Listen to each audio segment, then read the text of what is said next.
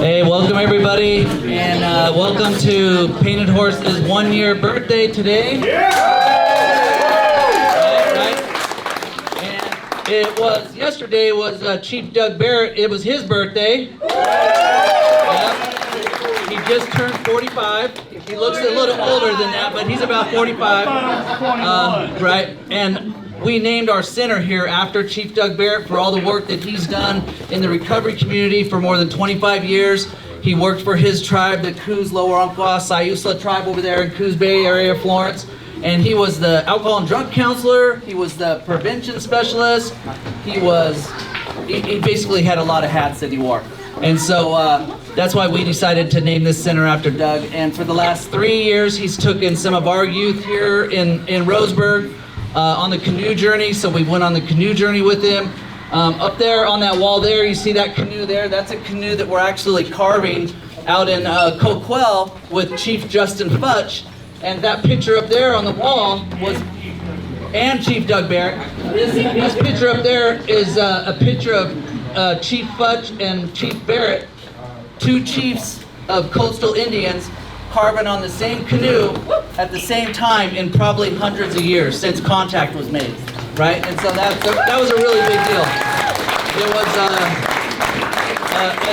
a historical event, and so we're really honored to have Chief Barrett here, and honored to have all of our guests here.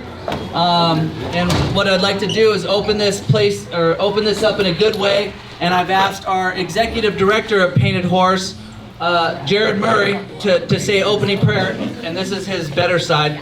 This is Melissa, much better side. Yeah. No. So if we could all stand and remove our hats, Jarrod will. And we're gonna do a makeshift circle. So let's along the walls or whatever we gotta do, let's stand in a circle. Okay, thank you. That's a great idea. We'll make a weird kidney circle. We'll make an oblong circle. There we go. We'll make it a wall. This is actually pretty good. Yeah. That's actually a really good circle, guys. All right. And now we got to connect the dots, right? Connect the dots.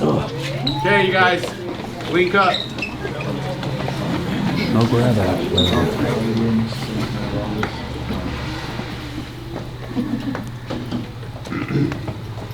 Which gets your money too. I give thanks for today. I give thanks for healing. I give thanks for understanding. I give thanks for love. I ask prayers for the workers that work here, the mentors, the RSSCs, the regional director. They give their heart, their spirit, and their energy every day to show up for the community and show up for the people. I ask prayers for those that are still struggling in addiction and come to these doors and show up and find something that was missing in their life. I ask prayers for their journey. I ask prayers for this building and the laughter, the love, the joy, the happiness that happens inside it. Creator, you bless us every day. You bless us every day with these things that we have. There's material things that come in our life, and thank you for bringing those. But by the most thing that we're grateful for is that connection to you, Creator, that understanding, that love, that unity. I give thanks, Creator, that you brought all colors of the medicine wheel here today. We all walk in that prayer. We all deserve to find that connection. So thank you for providing that for us, Creator, in that way. I give thanks for my half side.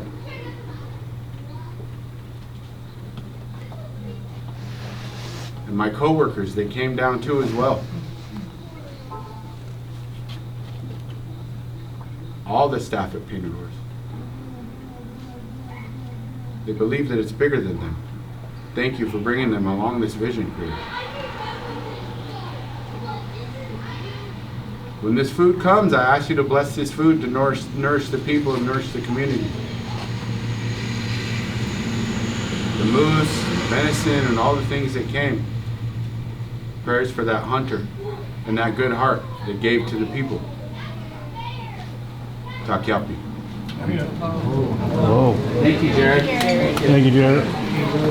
And maybe I could get Chief Barrett to come up and say a few words. He's always got some good stuff to say. He just called me the drill dad. You need a microphone? We'll go now. Oh, that's right. We're going to do the drum right now. So thank you, ladies and gentlemen, for coming to the drum. We appreciate you.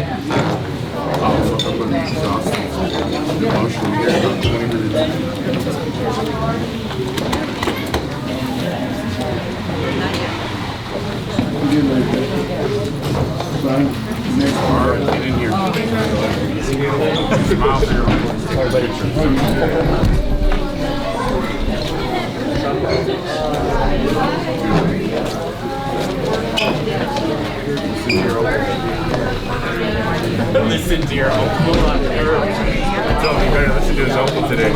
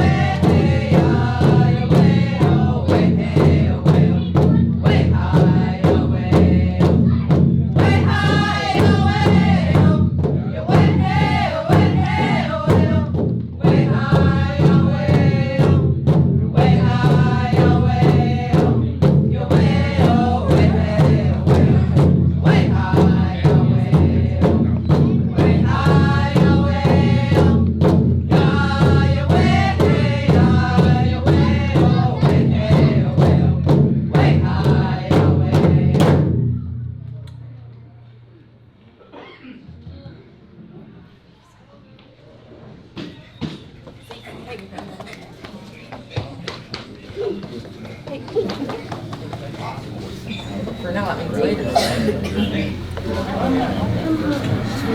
Oh, you're We're just waiting. I don't know. Little Herb! Yeah. Little Herb reports on really under one. We didn't get any raffles. Don't let him hustle you.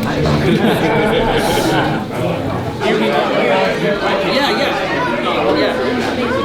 Hey everybody, we're gonna be having some venison and moose stew. Anybody had moose stew out here? You have? Oh, there's moose where you live. Yeah, never mind. None of us have had moose stew. And so we want to thank Beth Ann. Beth, where are you at? Thank you, Beth. Thank you. And thank you to Amanda's dad who got the moose and the deer, right? No, I cannot say that. And right now we're going to have Chief Barrett say some few words about the program or whatever he talks about. He talks about a lot of different stuff. You never know what he's going to say. So young children, maybe put earmuffs on. But before that, I wanted to honor Chief Barrett with this this beautiful abalone necklace that was made by Talon Gibson. Where are you at, Talon? Talon, right? And so, and in this necklace, it has mother of pearl, it has amethyst, and it also has black coral beads that Talon carved out. So, Chief Barrett, this is an old piece of abalone. You see how big it is. And Talon made this one too, so. Yep. Wow, thank you. Yep. Yeah. Thank you, Chief. Thank you for all that you do. Yep. I think that might just died. There you go. Uh-oh. No, it's still going. You gotta talk right into it. There you go. I gotta go like that. Yeah. Chief Barrett. Oh, thank you. Thank you. Can you hear me now? Yeah. Okay. You gotta talk right to it. You gotta talk, you gotta put your mouth right in There you it. go. Thank you everybody coming to Chief Barrett Painted Horse Center. This is awesome. It's an honor to be here. I wish I could spend more time down here, but I do live in Florence. At dinner last night, Jarrod wanted me to talk about my recovery and how I got here, and I don't know where to start, but every chance I get, I promote painted horse recovery. And I hope someday we'll have more money to get in the rural areas a little more. So I started out in Tacoma, Washington. I lived in Florence all my life, but I went up there to work for a while and I raced Odysseys. Anybody know what an Odyssey is? A little Honda thing with no shocks. That's why I got a bad back.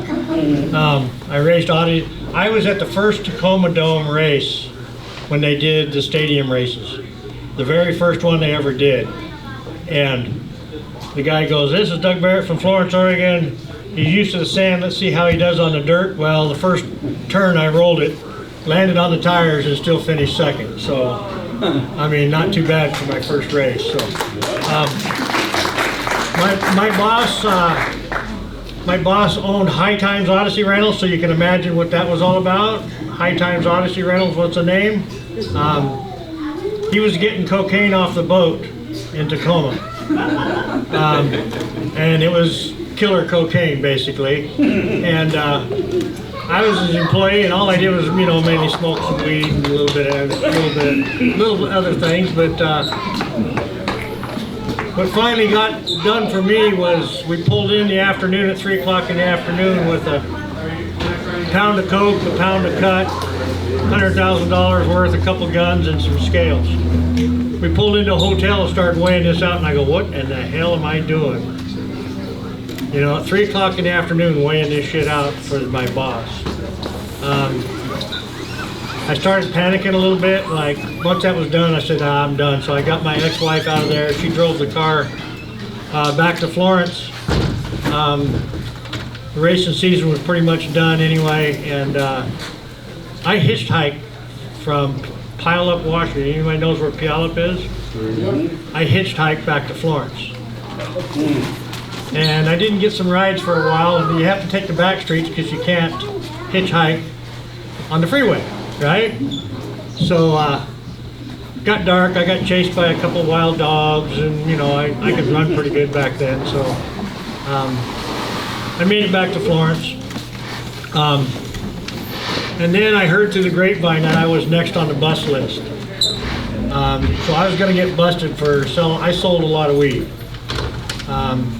The mayor would call me up and say, hey, I got the knives warm, so we did a bunch of hash too, and anyway, 4 cops pulled up. I lived next to A&W, and my kids were, in the other room playing, and I'm sitting there bonging out. Next thing I know, I'm like, they pull up, and so I freak out. You know how your heart skips, like you think, uh-oh, here I go. Now's my time's up. I'm going to jail. All they were doing was eating lunch. And it was, the next day, the boss calls me into the office and says, hey, we know you're selling weed out of the parking lot, so here's your choices. You can either go to treatment or you can hit the road. So I had 2 kids and a wife to support, so I went to treatment, and I'm glad I did. That was 37 years ago. So, when I started working for the tribes 25 years ago, I was the treatment and prevention guy. So I started teaching culture. I learned culture and I started teaching it, and that was my prevention. In fact, where's John? John not here yet? No. No, John's probably taking a nap, but Dr. John Spence, who's the Portland Center is named after Dr. John. And we've hung out forever since 98, I think, 99. Him and Caroline Cruz wrote papers to get all 9 tribes money to do prevention work, to teach culture. First one was a powwow. Then we said we had to have food because natives have food. You got to share food. That's one of the main things. And they wrote it into the grant, so now all 9 tribes have all these programs to teach culture. It's pretty awesome. I don't know where I was going with that, but hey, so the Coquels and us ran camps together. Justin Futch was going to be here, the other chief of the 2 chiefs, Canoe, but he got sick, so he's not going to make it.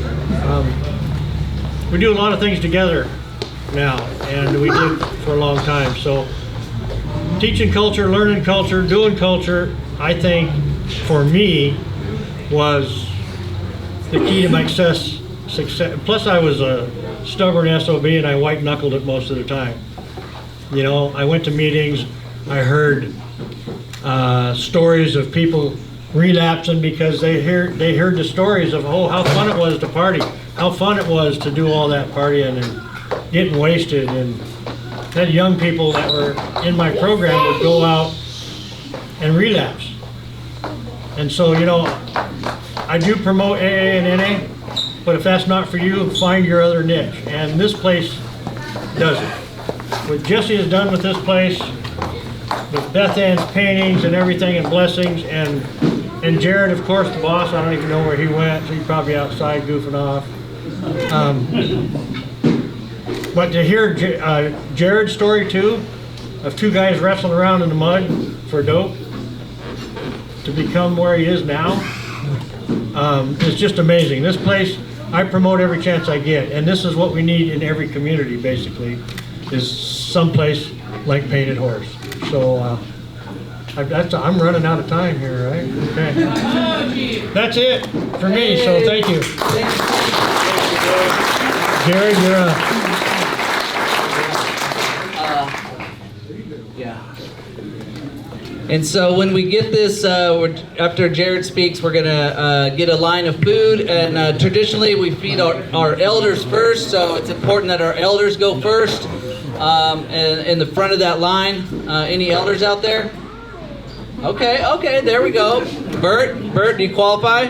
For what? Elder status. Yeah, Bert, he's one of our yeah, let's see, who else we got? Oh, maybe Dane, you're getting close. You got the hair for it, so I think you're gonna qualify. Yeah.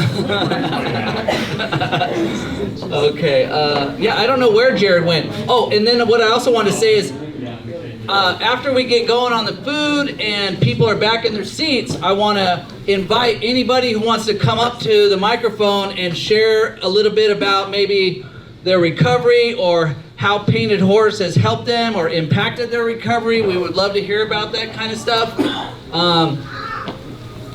because that's what we do, right? The most important thing that we have as people in recovery is our story. That's our lived experience that gives hope to other people who may be still struggling. And so that hope is a really powerful thing in our recovery. Jarrod, we're gonna get you to come say a few things about Painted Horse real quick. And maybe Melissa. Oh, you're serious? Yeah. On the spot. We're waiting on you so we can eat some food. Yeah, you're the guy holding up the food right now. And you might notice Jarrod's leg here. It turns out he's not an all-star basketball player anymore because he broke his ankle playing basketball. So no more basketball for Jarrod. He's now retired. Thank you, Jarrod Murray. Where did you guys find that guy? I probably don't need the microphone. Well, let me take a drink of this Rockstar because I got put on the spot. Well, what had happened was, no, I'm just kidding. So, Painted Horse came from brothers that went to treatment together. And after treatment, there was not much things for natives or spaces. You know, Nara saved my life, and I'm grateful for that. But after outpatient, we really didn't have many spaces that were ours. And a lot of the meetings we went to in Portland were your traditional AA or NA. And we were looking for a space that could be ours. So the first part of it was wellbriety, and starting a wellbriety meeting in Portland, and where a lot of people showed up. And then the wellbriety movement, and Irv being a big part of that wellbriety movement, and Barb, and a lot of people were there from the beginning of that wellbriety movement, moved across the state. There was one in Warm Springs, there was one all over, right? And we just continued to meet every Tuesday and crawl in the mud together, like 4 or 5 brothers, and we just kept crawling in the mud together and praying for a space to where natives could have our recovery. And there's multiple different pathways to recovery, whatever that looks like for you, regardless of color, sex, race, creed. Recovery is your own, and it's an individual walk. But when we recover together and in unity, we're much more powerful, right? That medicine goes through the room, and people want to be a part of that. They want to be a part of that connection, right? And even if you're in early recovery and you don't have a higher power, you say, I don't pray. As people, we connect. So if you can't find that higher power, find that connection. Find that connection in your loved ones. Find that connection in the water. Find that connection with the trees. Find that connection in ceremony. So after a couple years of just crawling in the mud and praying, you know, Painted Horse came about as a prayer. We were all doing ceremony, and we were all doing these things, and we knew it worked. We knew that the answer was in the culture because we lived it. We had people like Philip Archambault. We had people like Jubal Perkins. We had our medicine people that led us in a place, and they knew that culture worked because it saved their lives. And they had 40 years clean, 30 years clean. So we were able to find that peace. We were able to find that missing piece, that broken piece inside of our hearts. We found it in ceremony. We found it in love for one another. We found it in our brothers and sisters. We found it in Painted Horse. Thank you.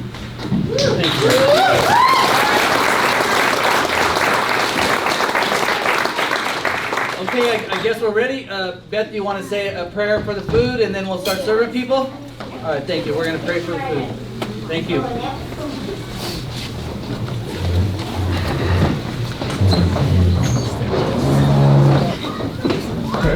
Hakana squid nahikde all day. Agabe wadabihek. Yapa sim dagahe all day dapayo. Mildia yogwe se. And duta yokoya duta not nagat.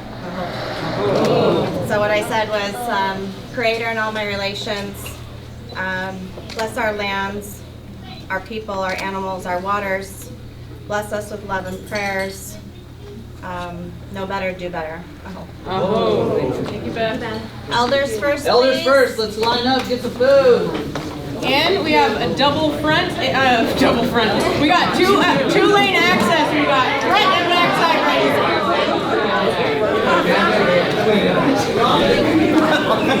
Get you some, dude, after the If it goes like that, I'm 21.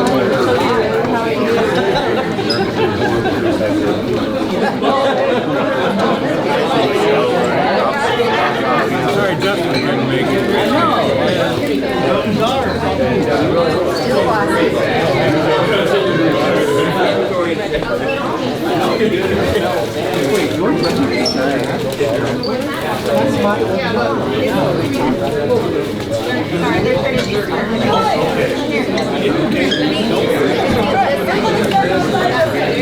Okay. Hey, let me tell you this. Let me tell you this part.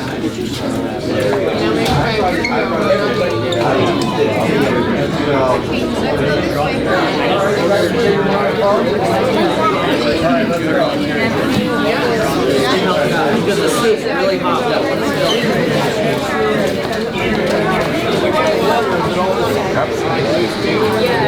And hey, and you know what? That way I don't play like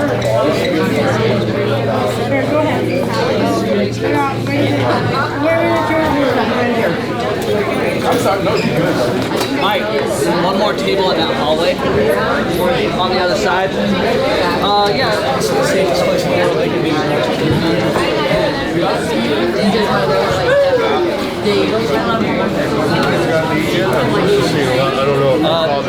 calling right now.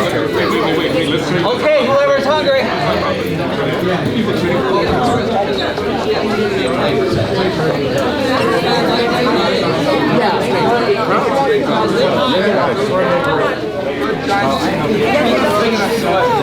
Hey, see that guy with the camera right there? That's JP.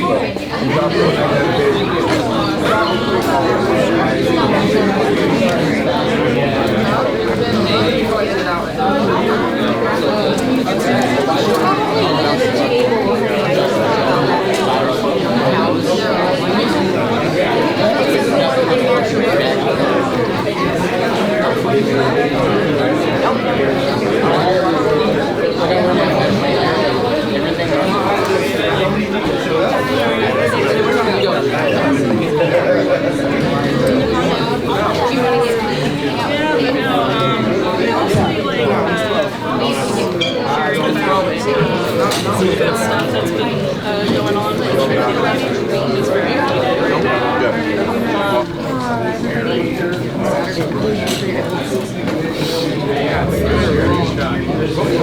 really, everyone's the hit, and it's like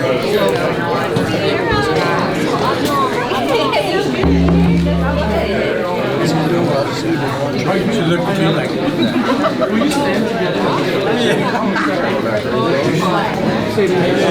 Kind of hard to forget. She went to the main house, everything got all ready for it.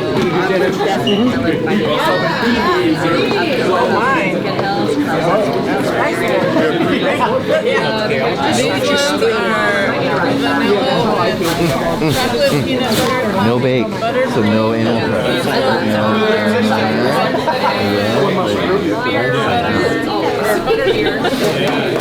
Oh, wow. You opened up the cup. I didn't want to Stellar should have breathed. I went to the gym today just for this. I know, right? I didn't, but It tastes real good. I get to cut it? Oh, you want to cut it? I'm gonna down some cake with a She just wants to cut her piece and then move on. So I'll let you cut. Patricia will cut. I need forks. Here we go, baby. Do you want me to have a photo plate? Yeah, then I wouldn't have an excuse. Nope, just one at a time. Just watch. Oh, to fork up? Did we get a picture of this? Yes. I got a picture. I think somebody else did. Okay.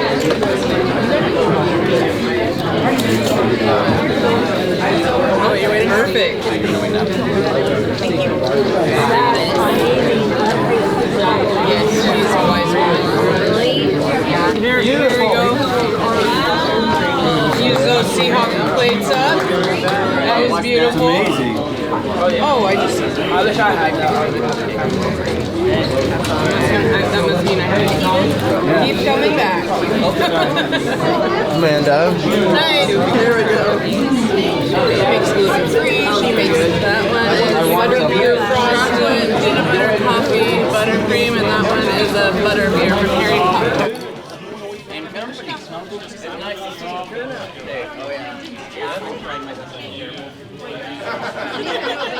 Yes, with zero sugar.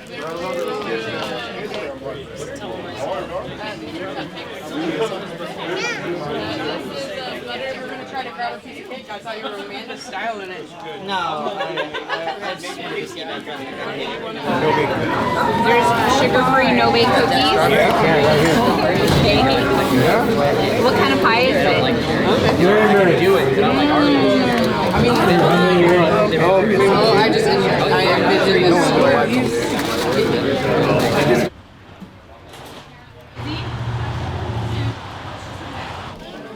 There.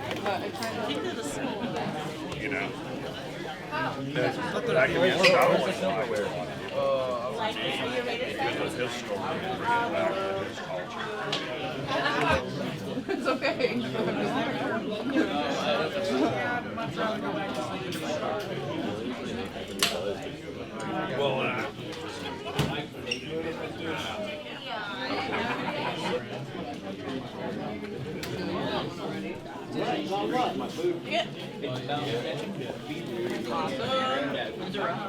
There's also pineapple.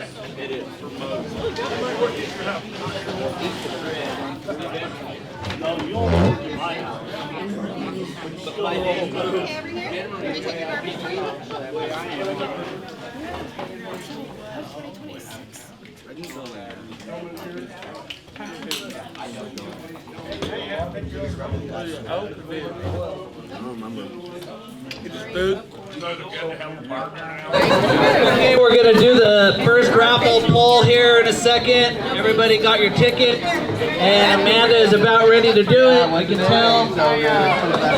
Everybody's got a ticket, right? Except for Melissa. Oh, Melissa got one. Oh, she got one finally? For the first one that we're gonna give away. Hold on, let's see what we're giving away.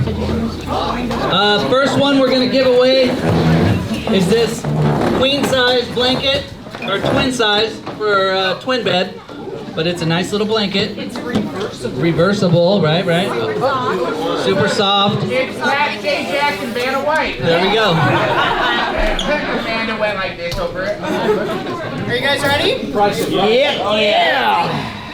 And most of you who know me know this is how it goes. 8675309. Oh, I don't believe that. I do not believe that. Okay, last four digits. 0394. 0394, last four digits. Oh! All right. Hard work paying off right now, dude. Telling you all about it. All right, go get her. There you go. Yep. Okay, next one is for, oh, this is actually really cool here. It says ages 6 and up, so we're all good. Looks like a Star Wars Lego set. Here we go. 0372. 0372.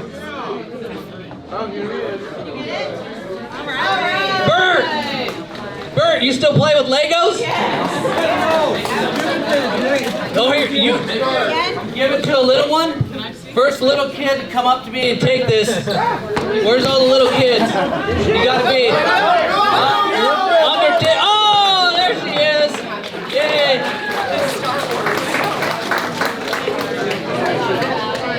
Okay. All right, next prize, this cool throw blanket.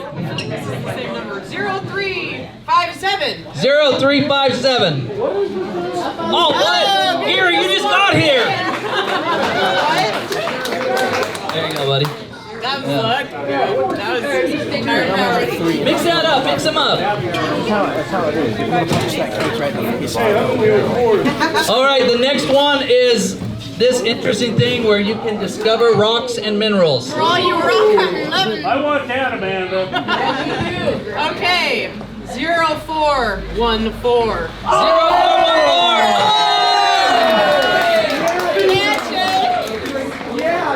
Oh wait, he was psyching you out, dude.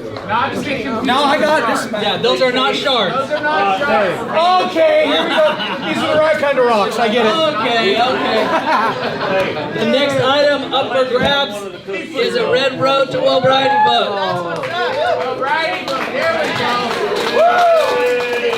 Okay, 0409. 0409. Yeah. Oh! Yes. People always. Do you have this book? Yeah. Two people let me over their tickets. What do I do with them? Very good. Okay. The next one up for grabs is this Living Clean book. So just so people know, all of our meetings here are painted horse except for like the official AA one and the Dharma meeting. All the 7th tradition that we collect, or the 8th tradition, wellbriety, we put back into the community. We buy recovery books, we buy workbooks for wellbriety, book studies, we bought AA books, all kinds of books. We buy the books and then we give them away back to the community. So if anybody ever wants a Narcotics Anonymous basic text, I actually bought a case of 124. So I have quite a few of those books. So anyway, right now we're going to wrap up this one right here. 0410. 0410. 0410. Ashley? My girlfriend. It was Ashley. Oh, Ashley, do you have this book? She left. Oh, should we allow this? Yeah, does she have it? All right. No. She's one of us. It's Ashley. She's one of us. She needs it. All right. This one, I picked this out myself. I was like, well, that's really cute. I would take that. Right? What do we got? 0413. 0413. 0413. Oh, there you go. Oh. Awesome. There you go, there you go. Okay, next one is another Star Wars Lego. This one is actually cooler than the last one. Bert got the last one. He gave it away. What do we got? 0417. 0417. Oh!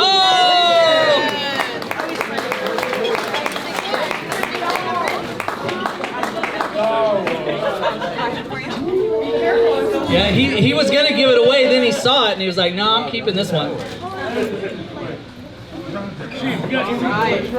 Right here. Oh, there you go.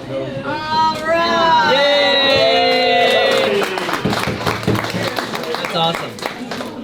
Okay, next one's another wellbriety book. 0393. 0393.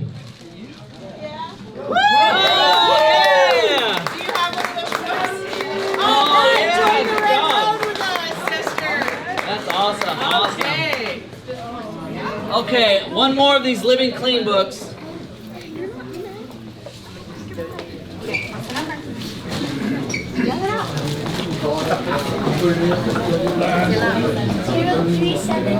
Zero 0371. Oh, there we go. Okay. Yeah, that's a girl. There you go. That's a great book. Let's do another, The Last Living Clean book. And you know, an interesting story. This book came out in 2012, like 2 years after I got clean. And anybody who knows me knows I'm all about the literature. It's all about the literature for me. But this book I did not read on purpose because I was saving it for when I became complacent in my recovery. So I saved this book for more than a decade, but I just recently started reading it in the last 3 years. And it is an actual amazing piece of literature. So, Thanks for sharing it. yeah, yep. Who's got a number? Yell it out. Ryan.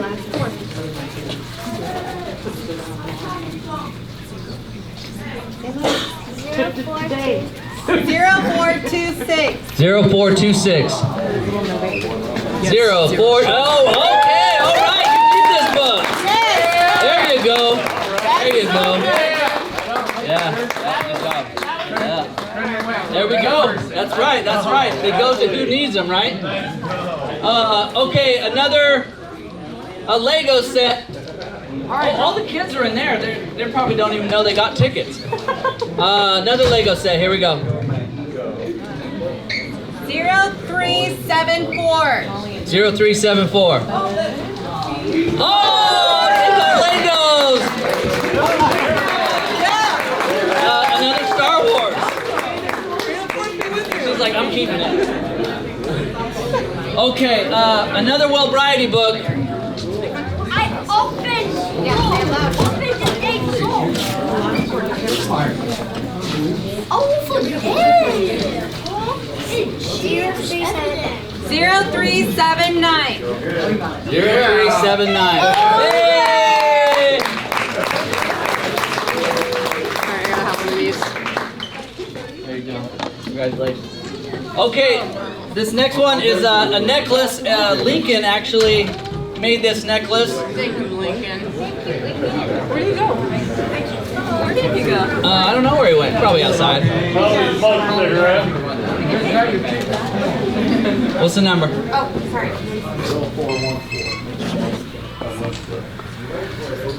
0427. 0427. 0427. Hey! There we go. Earth probably doesn't even have any necklaces, huh? Okay.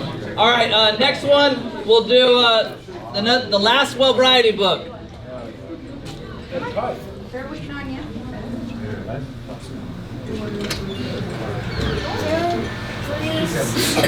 0360. 0360. 0360. 0360. You got it? Oh. Awesome. Yay. All right. Yeah, it's a good book. Yeah, and if you want to come Tuesdays, we study the book. Tuesday is ladies' 4:30. night here. I don't know if you all know about that, but it is off the hook.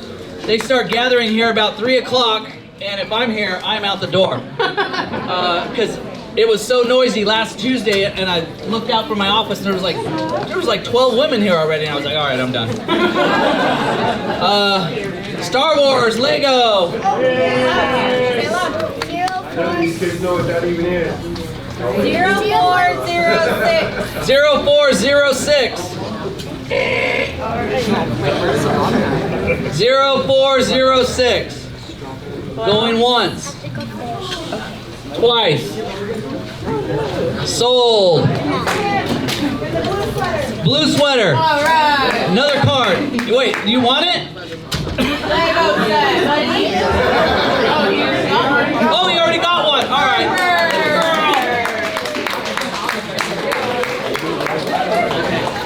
All right, this one is really special. It is, Beth Ann made this, and it's elderberry and echinacea syrup. If you take a little spoonful of this every day, you probably will not get sick. I was really sick last year, and I chugged it, and I felt like I got cured. What do we got? 0355. 0355. Oh, you got the medicine! Yeah! Yes! That's so good. Okay, okay, this is it right here, guys. I know you guys wanted to make charm bracelets. See, I knew it. 0429. 0429. Right here. Oh! Have you ever made charm bracelets? No. Aww. That's awesome. Yeah. Okay, this next one is really special. Okay, this goes together. This is really special because this medallion was made by Amanda. Oh, wait, embarrass me, bro. And it's the first medallion she ever made. And so traditionally, the very first thing that we make of anything that's sacred, we have to gift that away. And there's also this ribbon skirt. Where did you made that too? This was your first one? No, but it's just another one. Okay, it matches. It matches the rose. It matches. So this medallion and this ribbon skirt are very special. Now, if a guy happens to win this and they don't feel like they're going to wear it, I think that they should gift it to somebody who might. Right? Okay. Numbers. Yeah. Yeah? 0354.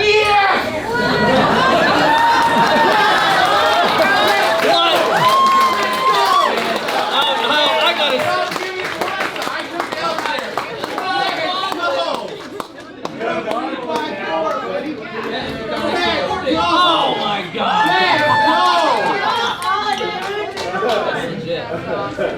Okay. I don't know, guys. Medicine's strong. That's pretty amazing because another belief that we have is whatever medicine you get, that you receive, that was supposed to go to you. So like when we do, right? And when Melissa got here today, that was one of the first things we saw was that medallion and how good Jarrod's gonna look wearing that skirt. Okay, the grand finale. I picked this out myself. It's a queen size Sasquatch blanket. And in our language, it's called cuckoo. Cuckoo. What's the number? 0389. Oh, she got it! Woo! She is really excited about this, guys. Good job. Yay! All right, so that's all of our raffled items we have.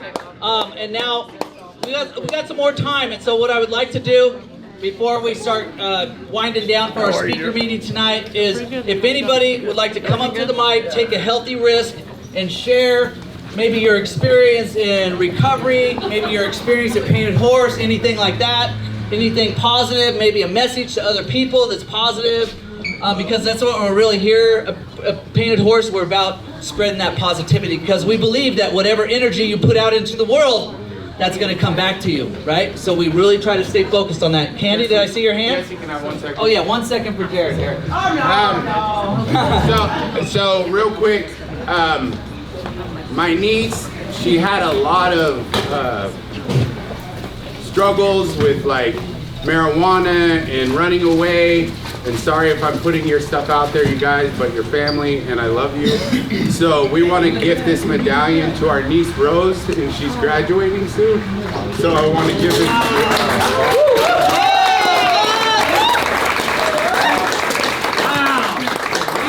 We want to gift it, not we. That's awesome.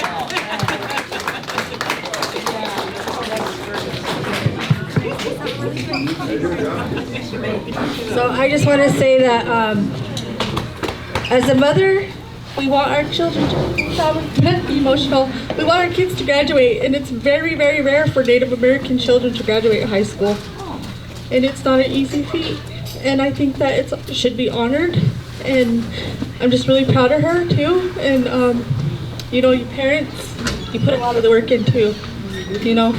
and I know how it feels to be proud of your child. And like I said, Native American children, we have a hard time getting our kids to graduate. They want to run around the res and be crazy, and so I'm just really proud of her, and I'm proud of you guys too. Yes. Let's go.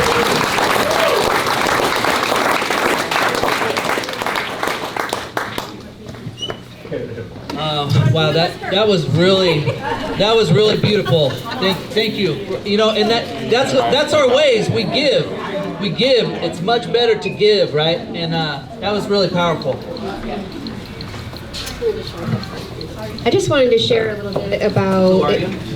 Hi, my name is Love Richardson. Hi, Love. Enrolled citizen of the Hassamisko tribe from Central Massachusetts, and I also work for Painted Horse Recovery. So I just wanted to share my thoughts and my beliefs, and so this was Amanda's first medallion, first skirt, and so where I come from in my homeland, it's called your first fruits. And so your first fruits are something that you put your prayers, your medicine into. You're starting something new. Every single little imperfection is a prayer. And I wanted to say that the beauty in all of this giving, and Amanda giving this, and the message and the story that Irv and Barbara were able to carry when they gift that to their daughter, and how it came from Jarrod and Melissa, is that your first fruits, when you give that gift to somebody else, it is fruitful. Not fruit like banana, apples, and oranges, but it becomes fruitful. So that intention, that medicine that started here, it went from Amanda, it went to Jarrod and Melissa, and now it's going to Irvin and Barb, and then it will go to their child. So for that, it's a huge thing and a huge story that I am grateful and thankful for to be a part of, and to be able to sit here and witness that. That's true tradition, and just thank you so much for doing that, Amanda. I wanted to share a little bit about first fruits and how it's always good to give, because you will receive such an abundance. So thank you. Thank you. Tabani. Thank you, Love. Thank you. Thank you, Love.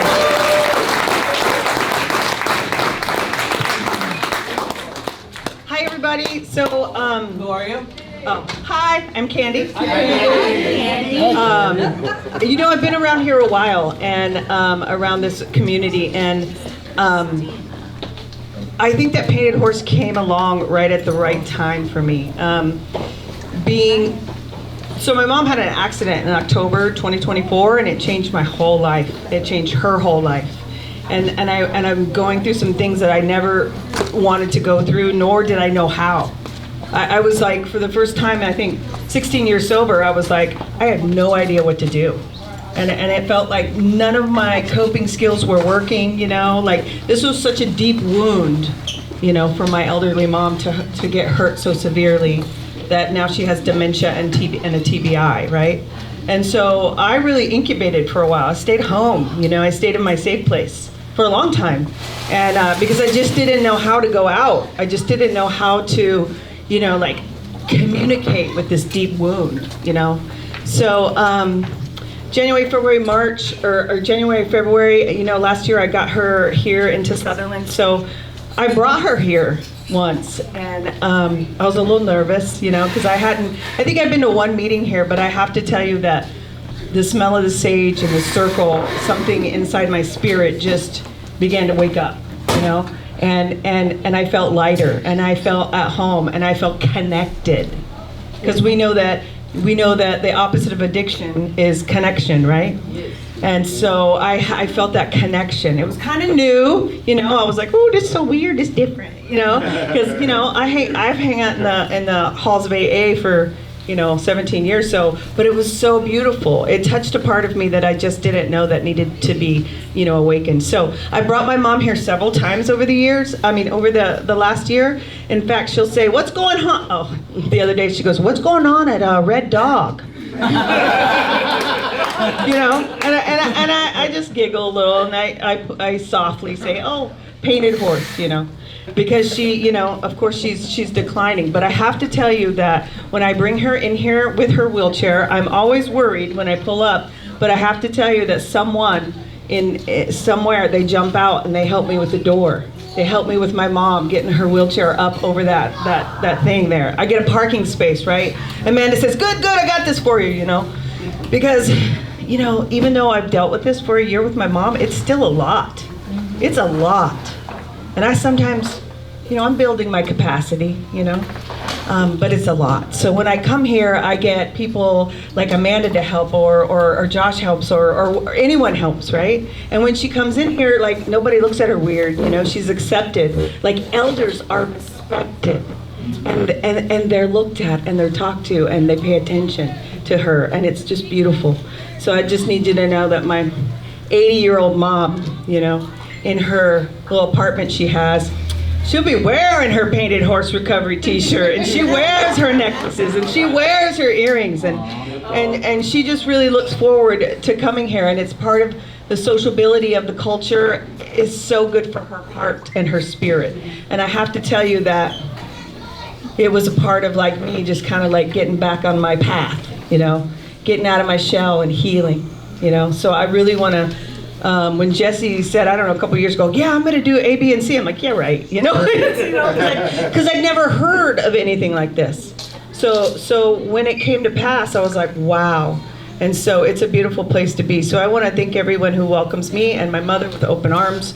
And professionally, I work with youth in SUD treatment and residential, and I have to tell you that they dig it. They love it. They're like, I like the vibe. And let me tell you, teenagers are all about the vibe. So thank you for opening kids' eyes that are young and might need it to something that's different. Thank you.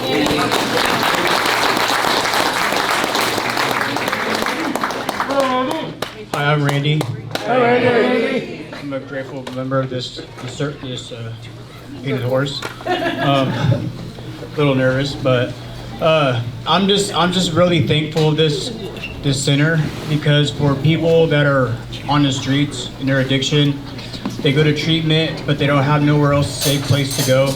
You know, they go probably hang out back at the point or wherever.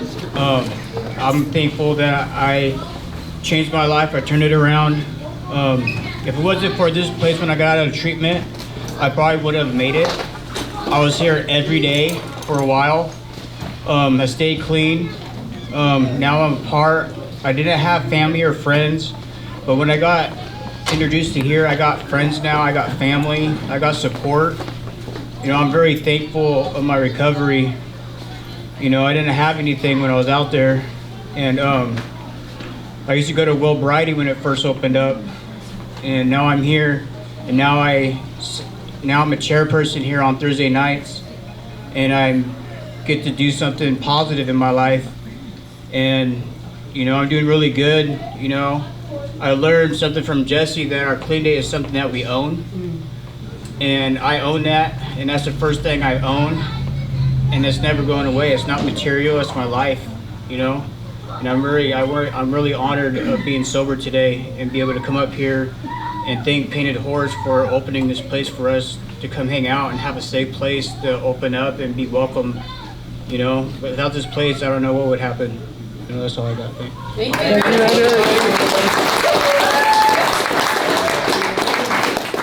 My name's Chase. I'm going to do my best not to get emotional on you guys. I don't need this thing to talk about. You know, I started off as a lost cause. I'm going to try not to get emotional, but that guy Jesse Spain showed up at my house one day, and he told me to get in his car. We were going to go to treatment, and I was lost. I was in and out of prison my whole life. I was really sick. My family had basically wrote me off, and oh man, that guy loved me through everything that I've gone through. And he told me to go to treatment. He told me to fight for my life, so I did that. I went to the Medicine Wheel Recovery Services in Salem and St. Helens. And when I got up there, my dad's white and my mom's native, and I didn't really know if I was going to be accepted, because a lot of the half-blood thing, you catch a lot for it, but they love me with open arms. And my dad took me when I was pretty young, and I didn't know much about my roots, but I'll tell you when I got here is when I got home, and I got through those doors, I got family, and I got unity, and I found culture, and I found people to love me for exactly who I am. And I've never had that. I've never had that my whole life. I always thought I was just going to be a lost cause. And they gave me back compassion and love. And these people are my family, man. They're all that I got. and I wouldn't trade it for the world. And if it wasn't for this center and these people, I wouldn't be the man today. You know, I walk with honesty, and I walk with honor and love and compassion. And I know today that I have things to offer other people, and that was because that man told me to get in the truck and fight for my life. And I got here, and the Painted Horse taught me the rest. And you know, growing up, I didn't know, I knew what a bag and I knew what booze was, and that's what I knew. But today I know family, and that's here with the Painted Horse. I'm here basically every day, and I'm really proud of everybody, and I'm happy to be a part of this. I've learned culture. I got my Auntie Beth cooking the best food in the world, and I'm sitting here with my people, and I'm learning. And man, I used to be the biggest phony and liar in the county, the biggest. I mean, I wouldn't trust me with a rubber band gun. And, that's a fact. And today I carry myself with honor and respect, and I don't do things in my day that cause me to lie anymore, because I'm a man of integrity, and I learned that here. I learned that with my brothers and my sisters and my family. And this means a lot to me, and I'm proud to be Native American. I'm honored to be here, and I'm honored to be with my people, and I'm honored to live the way that my ancestors are. I show up with dignity every day, and I honor my ancestors that way. And I come humble, and I'm just really, really blessed to be a part of this family and part to be here. And thank you for everybody for coming. And you know, thanks for opening your arms and letting me in this family and teaching me what our culture was. And I love everybody. Thank you.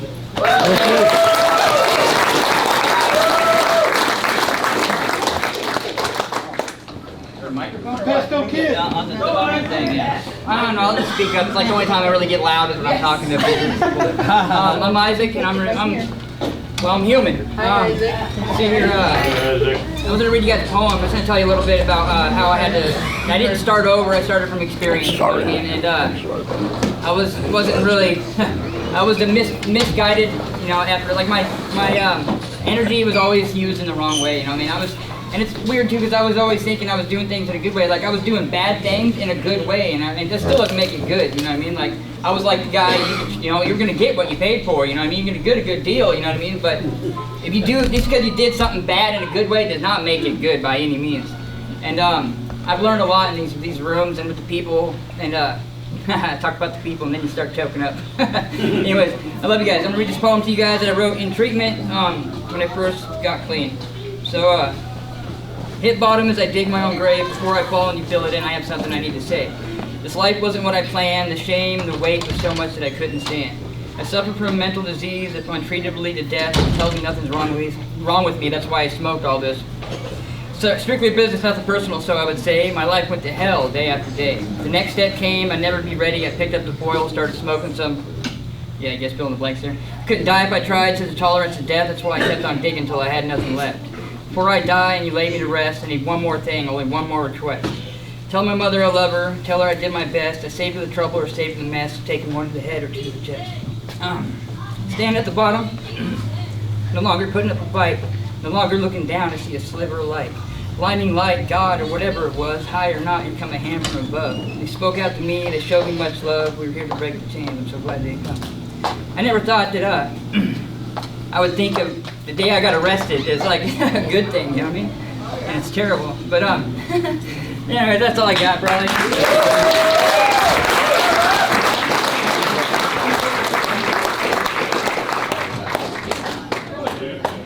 Hi, I'm Lincoln. Hey, Lincoln. What's up, Unc? And I'm very grateful to be here. If it weren't for this place, I'd still be out there, you know.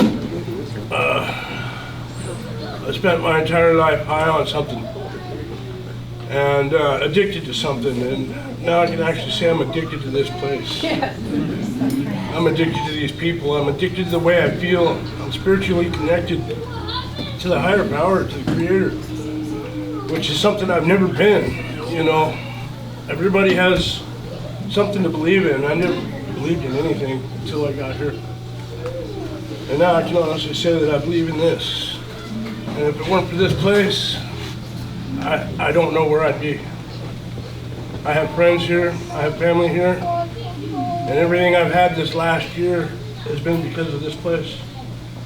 Every day I gather new blessings and I don't know where they come from. And I'm bewildered every day. And if it weren't for Painted Horse and my spiritual connection to the culture, yeah, I prayed for those out there that are still out there. May they find this place soon. Thank you. Thank you.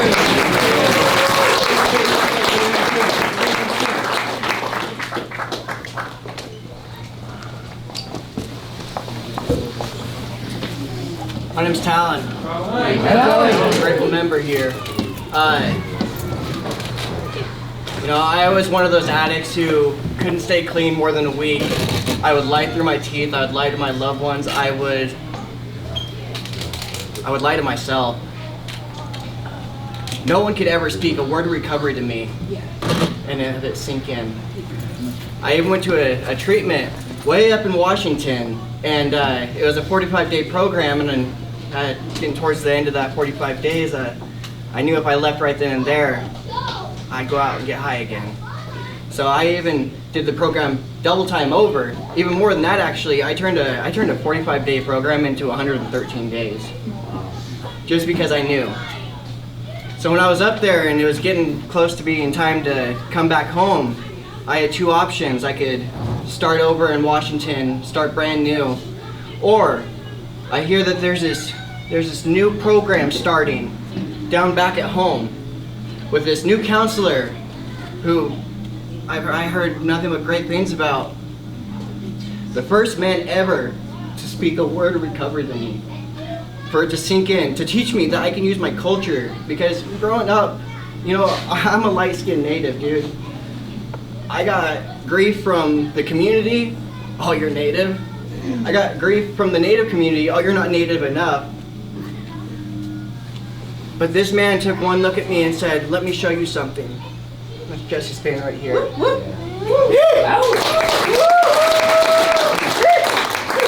Jesse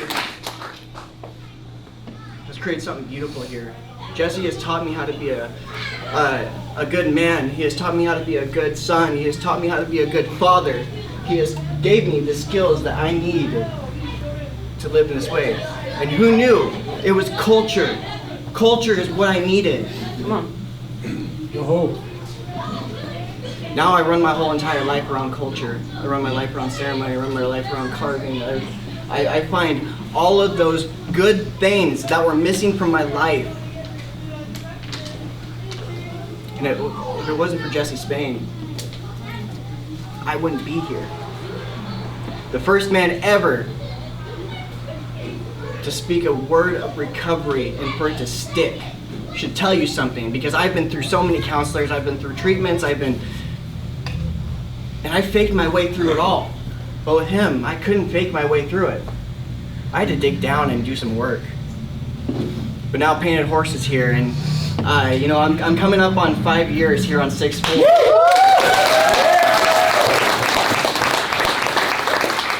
I'm coming up on 5 years, and I come to this place every single day with my head held high, because I'm in a place that I feel welcome in. I get welcomed as a brother in, that I feel like I can take my knowledge that was given so freely to me and give it to other people.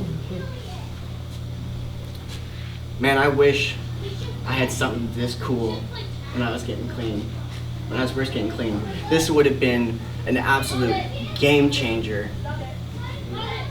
I am so eternally grateful for Painted Horse. I'm eternally grateful for Jesse, and even Darlene over here. Man, I remember calling Darlene so many times, all right, I'm ready to go treatment.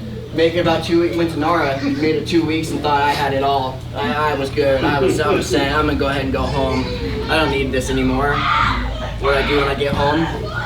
Got loaded as soon as I got in through these gates, and I hitchhiked all the way from Nara, all the way down here in one day. Like, that's a feat of its own. But if it wasn't for my support people, being able to be welcomed into a place like this, it's made me the man I am today. And all of you, I am grateful that all of you are a part of my story today. Thank you. Thank you.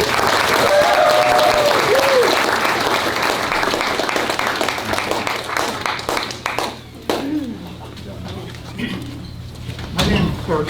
Bert.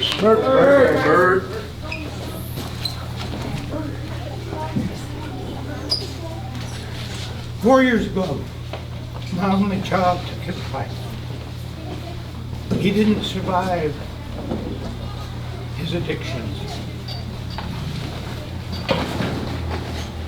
And he had no one to help him.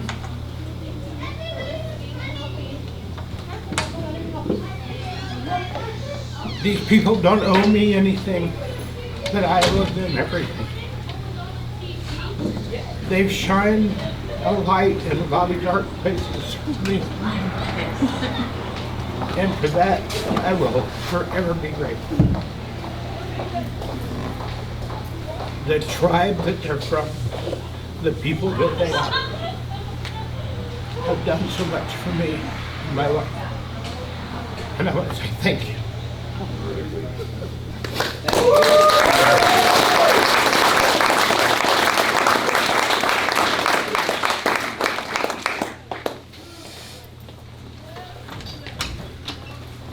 Name's Trish. I'm a grateful member of this. Hey everybody! I've been trying to do this recovery thing since July 3rd of 2023. I almost made it a year, and thinking in my head that, you know, hard drugs was my drug of choice, I decided to drink, and I cannot drink like a lady. I tried for about 6 to 8 months. I lost track of time, I don't know. And I finally surrendered and walked back in the rooms of AA and tried to start again. And then I kept hearing from Amanda, I don't know where she's at, somewhere, that this place was going to be opening and I should come check it out. I should come check it out. I am not Native. I do have 2 Native American children, and I felt weird coming here. I'm like, I don't know, and I didn't for like a week. And then I finally came here, and it was just so much love, so welcoming.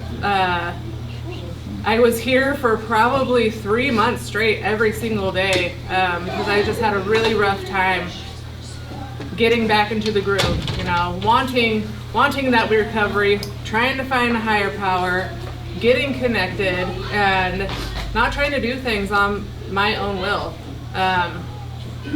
It was rough. I was here on a Wednesday night at a meeting, not having a very good time. I think it was the 2nd week I was here, and Mr. Jesse Spain said after the meeting, he's like, you know, I have an announcement. I need somebody to chair Wednesday meetings. And I think, Trish, you should do that. I was like, what? Why would you want me to chair a meeting? You know, I was just a mess. Saved me. Like that service work, coming in here, showing up for myself, showing up for everybody else showing up for me, because I cannot do this alone. I still chair Mini Paths to Recovery. My spiel is come to Mini Paths to Recovery, 8:30 to 9:30. Does not matter your path as long as your derriere is in your chair. And the 20th of this month, so this last Friday, I finally did it. I got my 1 year.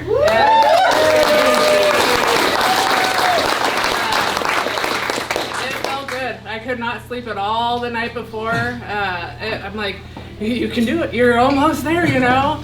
And, you know, not only is it about recovery to me, I get taught things here that I could teach my kids, you know? I bring my kids in here. My daughter sits on the drum and sings.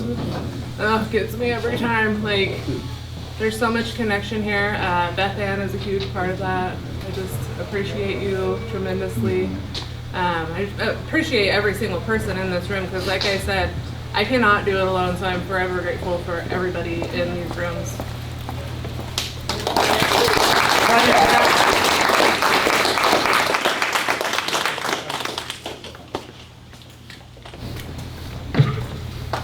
I'm Alan, and I'm a drug addict. And you won't hear me if I don't use this thing, so. So I came up from Medford because I heard there was a party up here. And I love this building. I want to thank Jesse and Jarrod for bringing Painted Horse to Medford. It's much needed down there. It's growing, it's going to get there. I just wanted to touch on something that this gentleman over here said. you know, none of us as parents want to get that call, right?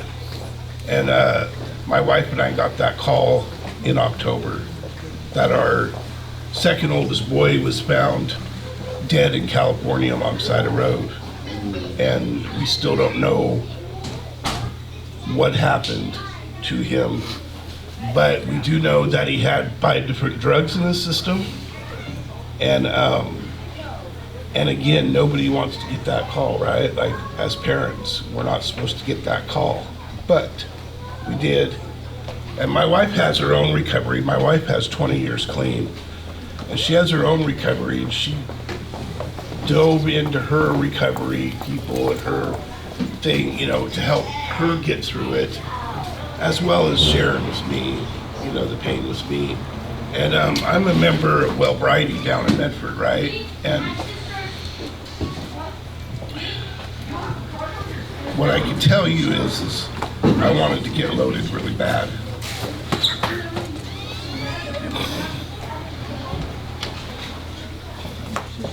The liquor store looked better than it ever had, you know, and there's plenty of them down there, you know, and I haven't seen a bag of dope in over 25 years, but I knew I could find one if I wanted one, you know, and I wanted to get loaded. I wanted to not feel, I didn't want to not feel that pain of losing my son, right? What I did is I dove into prayer with Creator. And I went to my wellbriety group and I drummed with them and I sang with them and I prayed with them. And so I was thinking about coming up here, but I wasn't sure, and then he did. And I know that pain, right? So I wanted to share in that. My message is we don't have to get loaded no matter what. Like, even if a child dies. You know, I prayed and I I took a self-imposed vacation. I quit my job. I did all kinds of weird things.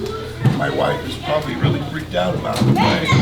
And but it worked for me, and I'm safe. And in April, I'll have 19 years clean if I make it through, right?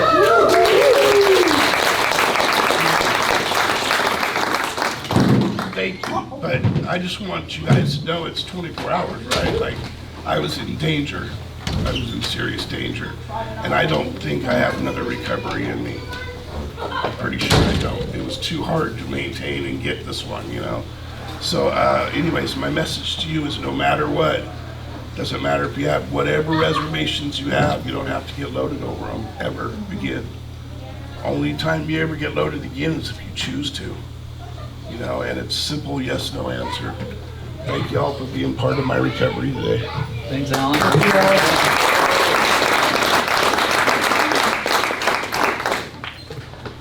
Okay, I'm going to try not to cry myself, but I want to speak as a parent. I'm Beth Ann. Hi, Beth Ann. I'm an unpaid employee. I look at Jarrod. I do teach a lot. Hold on, she is paid quarterly. She's worth a lot more. No, I She's worth a appreciate lot it. more, but she is. Thank you. So, I don't have addiction background, but I have childhood trauma that from 18 months up, I had a lot of trauma. And, but as a parent coming in, you know, my son Talon,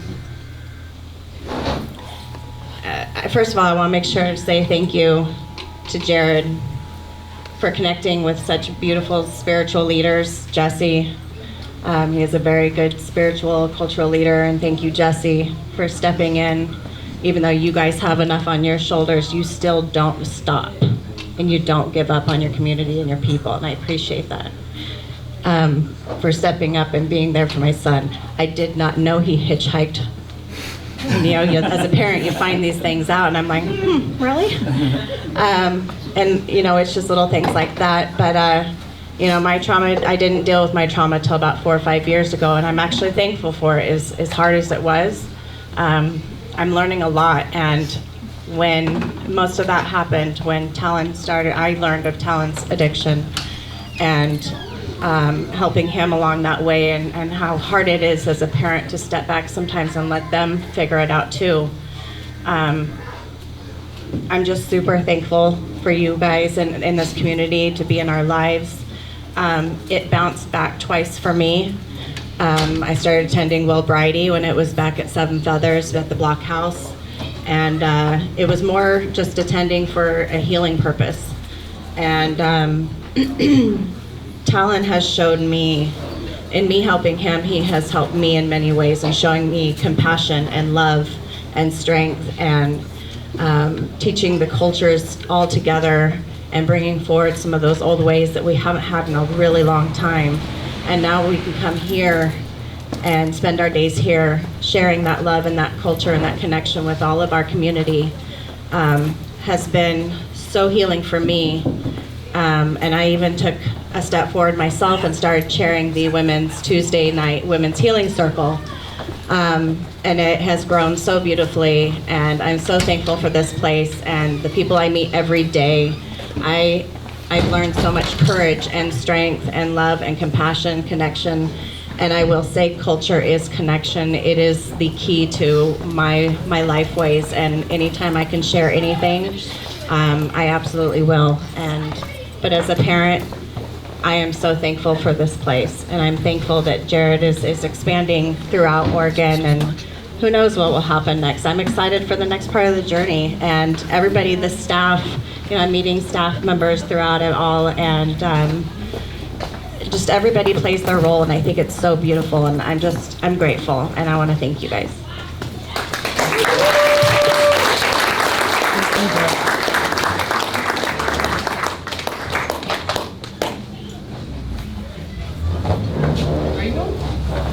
Yeah, he's going next. Uncomfortability. Gotta find it. I will in just a minute. Okay, are you gonna go? Okay, I'm gonna make this pretty sweet and short. Who are you? Just like me. No, just kidding. We all know the truth there. Okay, so my name is Amanda. I'm a grateful, recovering woman in this center of the Painted Horse Recovery. Hi, Amanda. Quite the title, I'd say. It's changed. I grew up in AA, like it started 5 years ago, so I'm like 5 years old maturity-wise. So I'm just learning how to speak, talk, walk, and do all the things again, right? In the best way possible. Completely honest, open-minded, and willing to the best of my ability at all times, right? The best that we can. What I wanted to share about today was like the thing that we say in our program. You guys have probably heard it before, but we can only keep what we have by giving it away. It's like not just like a symbolic thing like what you see with the tradition, but also like that gift that we gain through working the program and connecting. Candy, I really liked your share. Thank you for touching my heart today. And everyone that spoke, really, because it is our stories that are aligning on the paths that's expanding for everyone else in this community. And furthermore, beautiful, beautiful thing that's happened in the last year. I actually did this, I sought Jesse out when I was like unhappy with my regular cleaning job, and I was like, you know what kind of options do you think I would have going into helping others in the field, and what are you doing? And like I was just like inquiring a little bit, and then I went on this trip to Hawaii, and I came back and I quit my job because I was like, I'm gonna do something I love, and it wasn't cleaning, And I was 4 years into recovery, and I was like at that stage where I like found that I need to do things that make me happy, not just to get by, but like to start living up and following through like dreams and goals, which before that was so foreign to me. And today I get to come to work. I get to serve the people. I get to be useful to my fellows and to myself, because when you serve others, it is the reward that comes back, right? This job that I have been so blessed to have, it has changed my whole life. And I want to also acknowledge like Melissa's role, and anyone that's in here in a relationship that, it's a sacrifice that your family makes as you develop and grow in this field. You're not spending as much time with your families because you're here or there, trying to serve the people, but then on top of work, you have to make sure that you're doing what's worked for your recovery as well. So it's like meetings all the time, and recovery, and H&I, and all these things that worked for me for 4 years. I got to make sure that I'm doing it still while I live my life working full time. But the spiritual connection that I have found through this is the missing piece, like, for me. There's some generational trauma from my dad's childhood and his mom's childhood and all the things. His people come from Puerto Rico and they lived in Honolulu. And like, we didn't talk a lot about it. And then here comes alcoholism, all these patterns of disease and addiction and all these things. And like, these are the places we get to heal today. And it's really cool when we connect. Like, we're out in Coquel building a canoe, like we're doing things in nature. We're like doing all these beautiful traditions that have just like brought me to this place of like solitude. And this is what I sought out through drugs, through relationships, through all these character defects that I get to improve all the time now. It's such a solution. Like, the culture is a solution. Culture is prevention. Chief Barrett says it all the time. We get involved and we help each other, and it's like such an amazing thing to see where we've come from a year ago to today. How many people have come in here to set goals and achieve them? How many families have been reunited? How many mindsets have kind of like become positive out of a negative? You know, even when life doesn't look like what we think it should, or our expectations of our walk is not the way it aligns. This radical acceptance comes when you start to walk on the red road and you become grounded, and we can walk through things that are painful together. And that interconnectedness is just such a beautiful thing, because the good and the bad, you know, together we move mountains, you know, and alone it's a really long process. I wanted to say something about Beth Ann, though, because for us women, I also want to encourage anybody that's a male in here to reach out to males, and anyone that's a female to reach out to female, because we get distracted really easy. I know I do. And our bond in here that we've created, we welcome everyone to join this bond. And it has been something that was missing for me. The power on Tuesday nights is like, I feel like you could shake the walls, you know. Sometimes we sit down there and we walk out of that drum circle elevated, you know, in a place where like anything could come at us and we can take this, you know, like we'll get through it because we're positive and we love and we can grow together. I feel like I'm rambling now, and I want to make time for, I said short and sweet at the beginning. Anyways, thank you all for being here and sharing this special day with us, because without you, it is not the same, and we need each other, and people need to see that it takes people. It's bigger than people, but it takes people to come together to show that. And our community is seeing it, and outside of our community sees it. So just please don't be shy. Get up here, share your testimonies, and we're happy to listen. Thank you so much.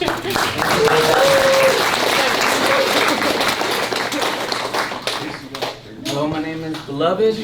I'm a grateful member of wellbriety.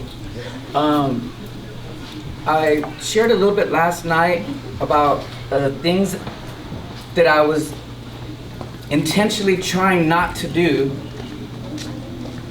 yet I found myself enjoying the uncomfortableness of participating in something that helps build our healing forest. And I say our because it's us. It's a we thing. Kind of piggyback on what our sister shared. The men's group, powerful opportunity as men to come together and share things that men know about. Sometimes, for me, it has been the things not spoken that were the connecting moments in between the words. And that too is a very powerful thing.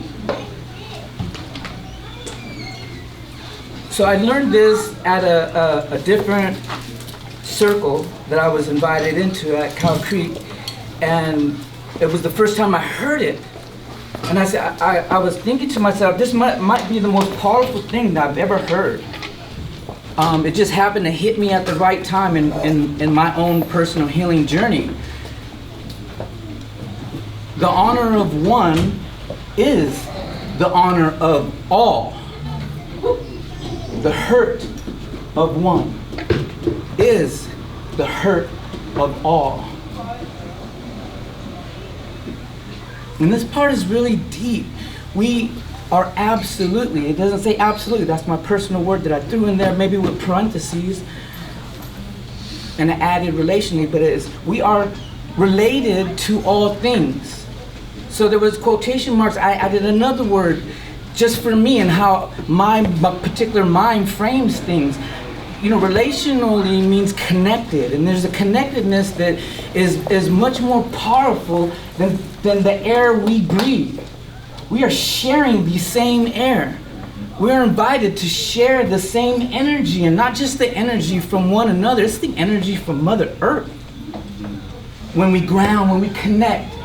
My first sweat, I ended up, after the fourth invitation of grandfathers, plural, in, I was prone in the mud, holding on to Mother Earth. She was holding me and healing me in places that I chose not to remember because of childhood trauma. I wasn't ready to go there with another human being. But the earth herself nurtured me in that moment to a place I was not willing to go, yet again, I was invited in and now enjoy a healing aspect of me as a person, as a man, as a father, not a grandfather yet, but apparently that's out of my control, but as a son, as a cousin, as another person connected to all things. That means all people, four-legged family as well. I dig that our four-legged fam is invited here also. I highly, totally respect our young ones being here and part.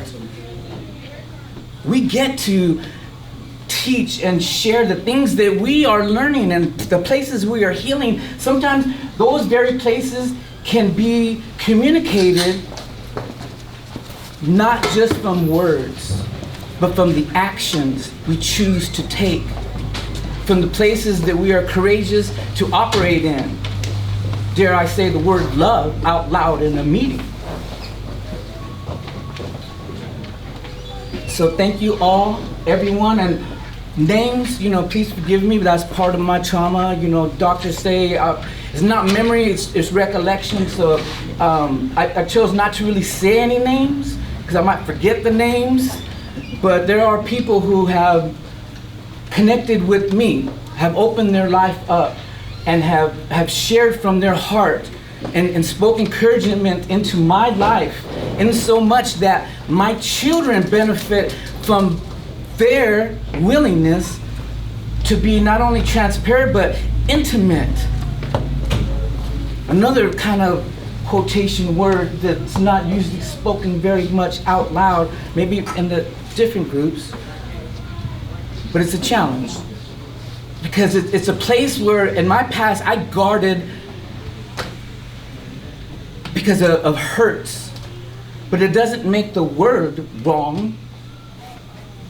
It's just part of my healing. I get to reframe that word now. So without taking too much more time, I invite everyone that's here and everyone connected to everybody that's here, please be open to come. It's here and share and learn and teach. We all need this. We all need each other. And I appreciate your time. Thank you. Thanks, beloved.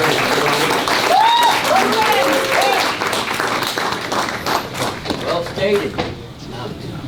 My name's Matt, and I'm in recovery. I'm a proud member of this outfit here. And I don't have near that much to say, 'cause I'm not that good with words, but I do know I want to stand here, and I want to thank everybody that's here today. Namely, these people that pray for me, with me, for me, by me. I want to name Mike specifically. He's my mentor. He's he does a lot for a lot of people, and thanks, brother. And thank you, Talon. Thank you, everybody. There's gentlemen here that knew me and my addiction. This place is not only gave me pride in myself, but it's opened the chance and opportunity that gentlemen that knew me in my addiction, namely some of them that are standing outside now, they gave me a chance. I've gotten to stay in their house on a couch, got trusted, you know, in their life and their livelihood. I'd have never received none of that without this place, you know. Namely, you know, I like the way you stated love, brother. You know, that was something I would have never stood up here in front of y'all, because this is like my biggest fear in my life. I'd rather have my butt kicked between my shoulder blades than stand in front of multiple people, especially people I don't even know. A butt kicking something I can take. It's happened. You know, but I love you all. Thank you for the great food. That was excellent. Thanks for the company. Thanks for the community. And this place rocks. This is what's healed my spirit, without a doubt. This is what heals it. I'm like Randy shared earlier, you know, I'm new in my recovery, and I try to be here every day, even when I'm not welcome, because sometimes the women are here, like old Jesse shared. But I just try to blend in out in the corner or something, you know. But thank you all, and that's all I gotta say. Thank you.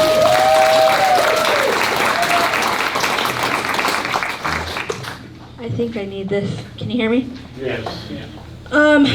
You know, we always say we're not going to cry, so I probably will cry, and I think it's crying's healing. Who are you? I am Melissa. Hi. You know, in the very beginning, I just kind of want to share a little bit of my story as well. Well, when I first got into recovery, I learned about the Red Road and wellbriety through NARA. I went through NARA Treatment Center, and there was a counselor in there that asked me, what type of woman do you want to be?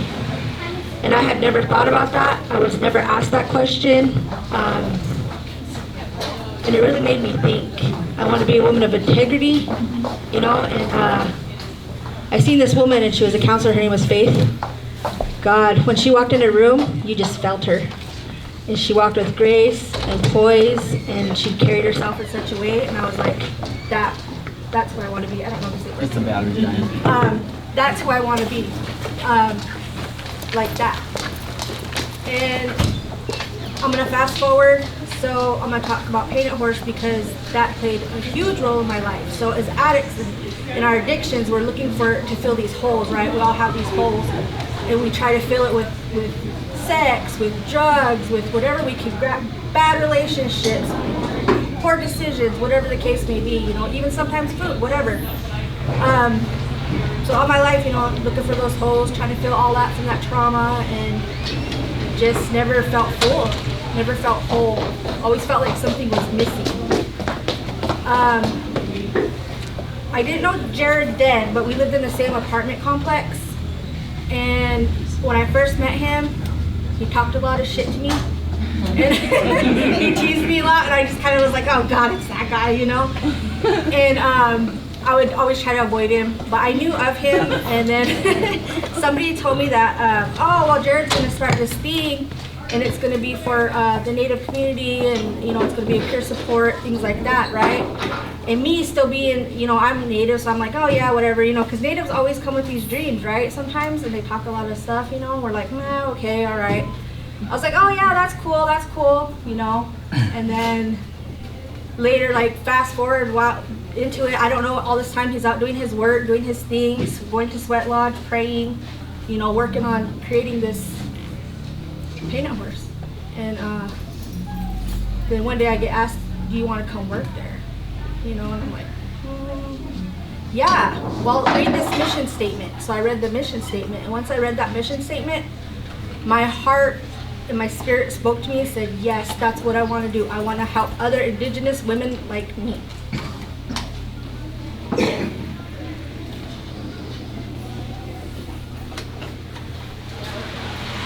Become mothers that our mothers couldn't be, or whatever trauma we had, you know.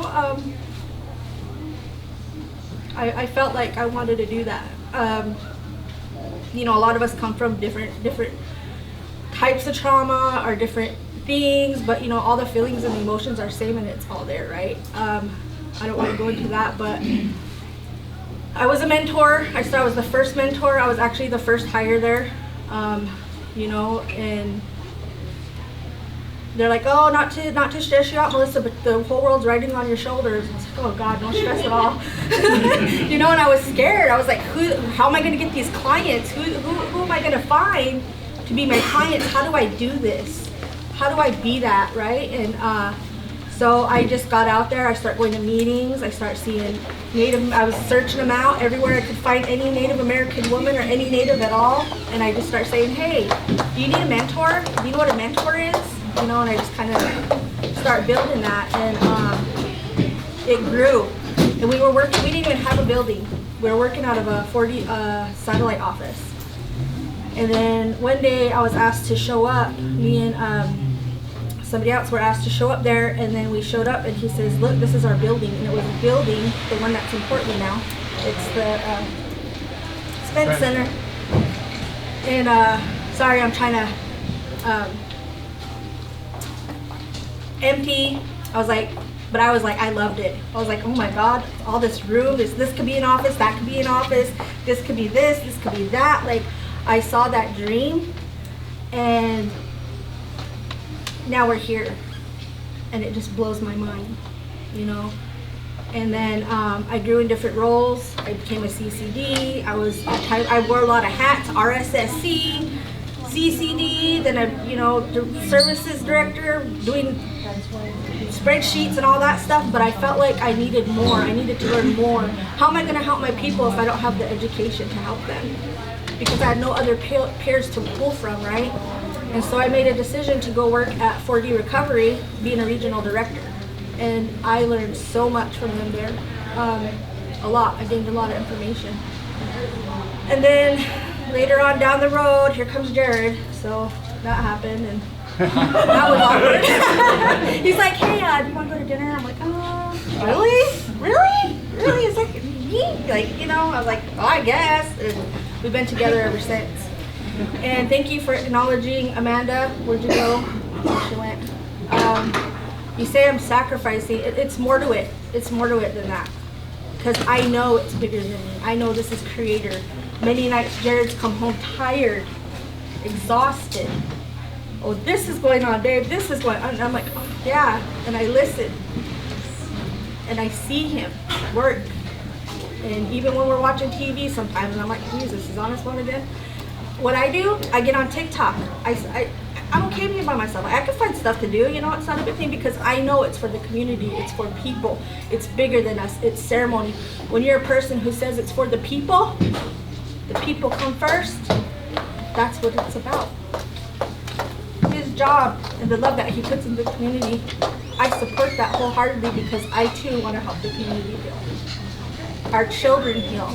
Our children have a home where there's no 49s going on in the living room. There's no drunk aunties and uncles walking around, and I'm trying to like look at their pockets when they're passed out.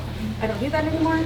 But you know, that life, our children don't have it. So this affects our children, and then it's going to affect their children, and then their children. You know, and that's the whole goal. That's the goal of Universe. That's the goal of Jarrod's dream of making this come, and this is the fruition of it. And it does take everybody. It takes your medicine. Everybody shares their medicine. We got Talon, who's talented. We got, you're a painter. We got different things, right? And some people are really good listeners. Some people are really good storytellers. Some people are good singers. I can't remember a song, but I can sing good backup. You know? But we come collectively together to share that medicine because when we're born Creator, each gives us something in here. But life happens and then life buries that. And so you come to places like Painted Horse and we're going to take those layers off one by one. So that person in here, that spirit can come alive, that spirit can shine, and that spirit can heal our people. We were never made to ingest alcohol or use drugs. You know? You got to be connected to Creator. That's where we come from. Jarrod brought me ceremony. I had a safe space. when I went to Painted Horse. I had a space where I could be me. I started beading. I picked up my beadwork. I started beading again. Oh yeah, Grandma said spirit bead. That's okay. Leave it in there. You know.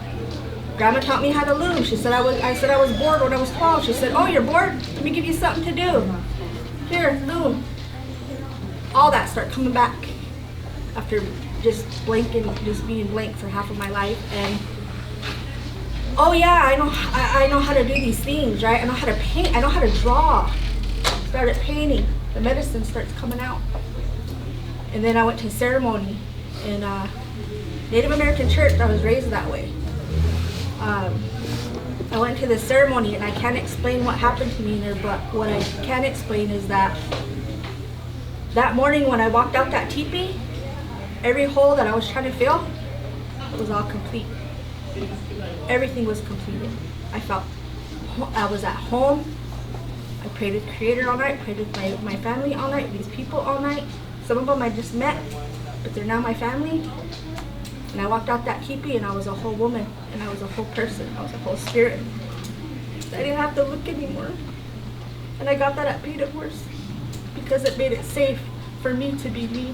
It made it safe. I could be a woman, I could be myself. I didn't have to hide anymore. I got my culture, and I got to remember where I come from.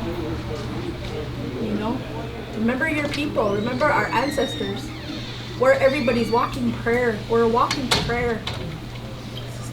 We've been prayed for already. So start living like that, you know? Walk your ceremony. And that's what Painted Horse gave to me, my spirit back. And now the other blessings come. And, you know, I got family, got a good man, good people. And that's what Painted Horse has done. So I hope that you all find that too. You know? So I hope.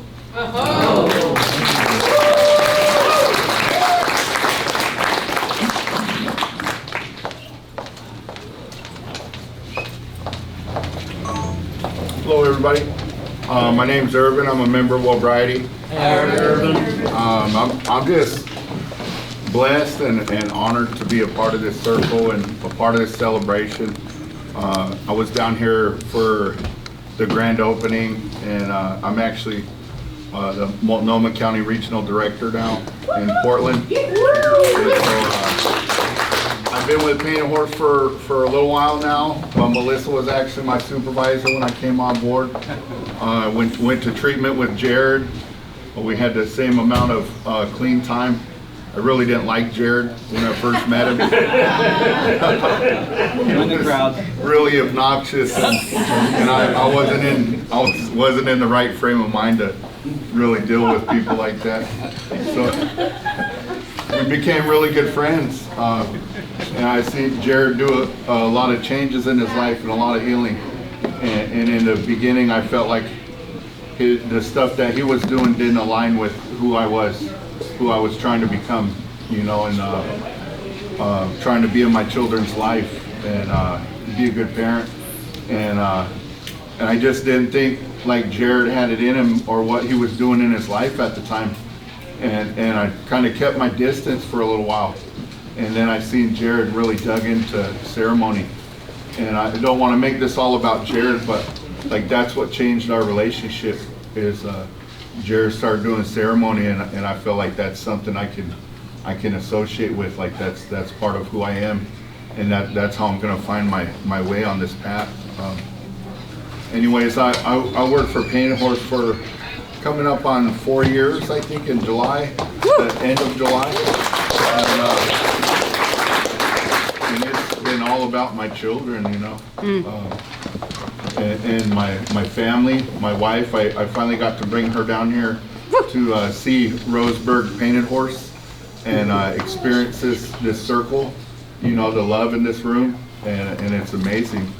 This room, every time I walk into it and come back, it feels more and more welcoming, you know, and the people that I talk to that participate here at Painted Horse, sometimes I don't know if they're employees or if they're just you know, participants or relatives, you know, mentees, because because of the way we treat each other, you know, the way we talk to each other.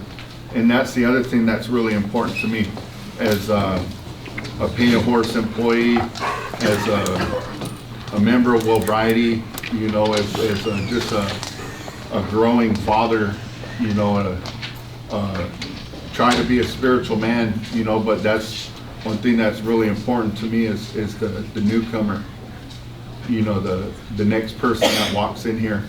And when you all have experienced the love in this room and the culture, it's like it doesn't matter who walks in that door or where they're coming from, what they're dealing with in life, they feel accepted and they're welcome, and they become part of that circle. And all of a sudden they have medicine to offer that circle as well. And they start growing and they become part of this movement. But I'm so blessed to come down here and witness this, experience this. We have a great leadership. We have amazing elders, you know, that guide us in our decision making. And our employees, you know, Painted Horse, Jesse, you know, one thing I wanted to share about Jesse, it's been amazing watching him work with this Roseburg Painted Horse and now Medford, you know. But Jesse was working at the treatment center when I went through there, and I remember I used to get up in the morning and there would be all kinds of inspirational stuff on the board, and Jesse would he just spewed recovery wherever he went. You know, he lived it, walked it, breathed it, and everything that he talked about. And to me, I wasn't hip to it at the time. I was just like, oh my God, you know, I just wanted to put my headphones on or my earplugs in. And one morning, Jesse was coming down the hallway, knocking on the door, knocking on the walls and in the doors, and he was waking people up, you know, at NARA, at this treatment center. And he was going, time to get up, time to get up. Everybody's time to get up, boom, boom, boom, boom. And I was not a morning person at all. For a long time, I wasn't a morning person, but Jesse came in and he was going, it's time to get up. Today's the day, today's the day. And I remember sitting up out of my bed and I was thinking, today's the day for what? And he said, today's the day to get sober, to get clean. Boom, just for today. And he walked out and he was just like hustling down the hall and still telling, time to get up, time to get up. And I was like, oh my God, I threw my blanket over my head and rolled over. And I could hear him still going down the hall. And I sat up out of my bed and I said, you know what, I need that in my life. I need that feeling like I want to wake up in the morning and feel like that, you know. And I didn't know how to get that, but I knew that's what I needed in my life. And so, like, to me, that moment is special forever in my life. And whenever I talk about Jesse and I see the work that he's done and the team that he's created here, you know, and I can walk in here and feel the love in this room, I know that's where that came from, is his passion for people and for healing and recovery, you know. I'm a morning person, man. I love to get up in the morning and have my coffee and you know, and I want my children and my wife and everybody to wake up the same way, and not everybody does. You know, but I love it. I'm a morning person now, and I love to talk to people and I love to interact with people and share positive vibes, and just like it's amazing working for Painted Horse and being part of it, and I thank you guys for having us. I know that we have a whole crew in Portland that they're probably gonna be mad that I didn't say a whole lot about the about the 1 year celebration coming up, and you know, because not everybody gets to go when these things happen, and it's like, you know, you guys are management, you need to be part of this, you need to get down there, and then we come back and we're like, oh, Roseburg had a big celebration. They're like, why didn't you tell us? Why were we invited? It's like, it'll be all over Facebook. You know, it'll be all over Facebook. But I'm glad I was here, you know, and I experienced it. Thank you all for coming. Thank you. Okay, we got 3 left. Maria, Mike, and then Echo, and then we're gonna go into Chief Doug Barrett. There we go. And maybe we can get Uncle John to say a word. Yes. Hello, I'm Maria. Really public speaking. That'll help. Okay, so I grew up with a mom who was in and out of prison my entire life. So from a really early age, I had a lot of abandonment issues, just a lot of traumatic stuff that happened to me. And I remember when I was like teenage years, I went to counseling, and I had this one counselor. I loved her to death, but she was always telling me like, man, Maria, you're so resilient. And I would get so mad at her when she would say that. And I'm like, I'm tired of being resilient. Why can't I just have like a normal life? And for a long time, I resented the word resilient, but I feel like the more I've connected with my culture, the more proud I've become, because I feel like we as Native Americans are very resilient. And I feel like that's like deep rooted in me.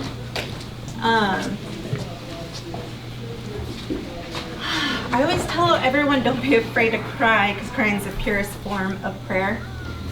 But like, it's kind of scary standing in front of all of you guys. But I remember when I first started coming down to Painted Horse, I actually was a mentee. Mando was my peer mentor. And I would come like only on Tuesdays for the women's meeting, and I'd come straight in, find a seat, sit down, not look at anyone, not talk to anyone, because I didn't really I'm not from Roseburg, so I didn't have a lot of friends here. I mean, I do, but, and I feel like this place and these people that I've connected with have like transformed me, because now I walk in the room and I'm like, hi, welcome, come in. Like, I want everyone to feel the love and feel happy and feel comfortable here, because that's how I was treated when I came. You know, through being here and connecting with the women, I learned to be vulnerable. And for so long, I absolutely refused to be vulnerable, because I was scared. After my last relapse, I got out of rehab, and I was here, and because I've never talked at the meetings, so I always just wanted to listen, because again, I hate public speaking. I remember that first time after I got out of rehab, getting up, walking up to the altar, and telling everyone, hi, my name's Maria, I'm an addict. I'm not going to share anything, but I promised myself that I would get up and at least introduce myself. And I feel like that step led me into like a world of recovery and powerful connections. And you know, if you're afraid to be vulnerable, I really encourage to do the things that make you uncomfortable, do the things that are hard, do the things that make you scared. Because, you know, another thing was the drum. I remember when I came down here, I would listen to Beth Ann and Talon drum at the wellbriety over at Cow Creek. And I remember just sitting there like hearing it and feeling it, and it just took me back to like every year at powwow, and that connection that I felt that I couldn't really understand, but I just loved. I remember just sitting there thinking like, man, I wish I could do that. But I was like, there's no way. I'd rather run out in front of a moving vehicle. And now it's like anytime we have a lead on the drum, I'm like, let's go. Like, I'm so excited, and it's so powerful, and it's helped like form so many strong connections for me with women in, you know, my community.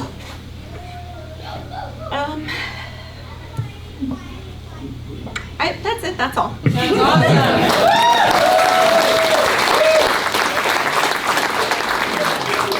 Good job, Maria. That was great. Very good. My name is Michael, and I'm a grateful member of the Circle, and I'm a male peer mentor. Hello. My name is Michael, and I'm a grateful member of this family in the Circle. I'm a male peer mentor here, and I also have another hat, like Melissa said, it's RSSC. I really don't like public speaking, but you know, Jarrod and Jesse both have a way of fostering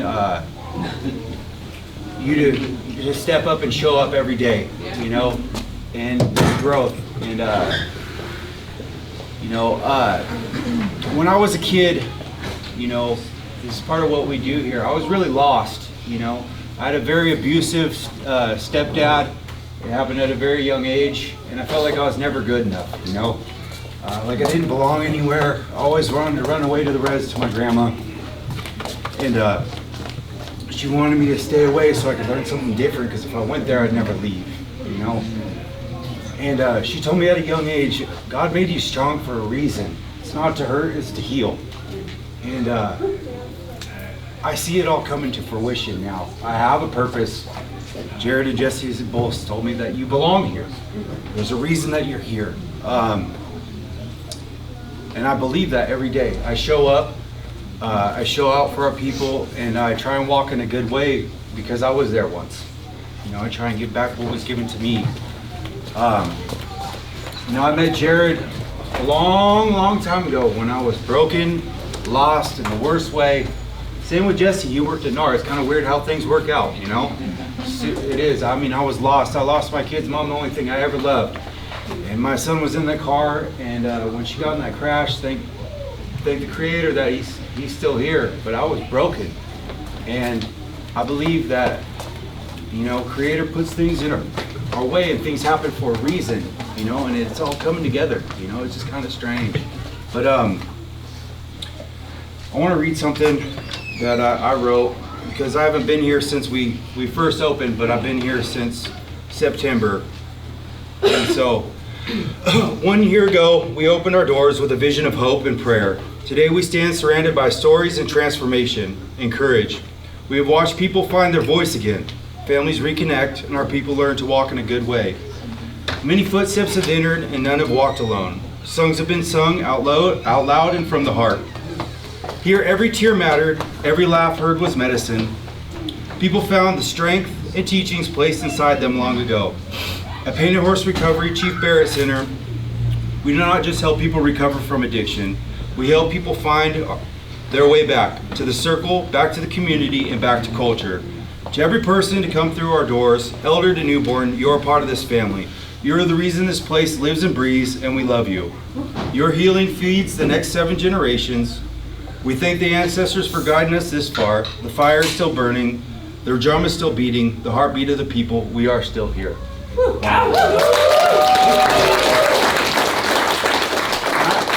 I'm here a lot. I mean, we all put in work, but I'm here a lot. You know what I mean? And really, I see the healing every single day. Every single person that walks through this door matters. You matter. Just know that. And we love you.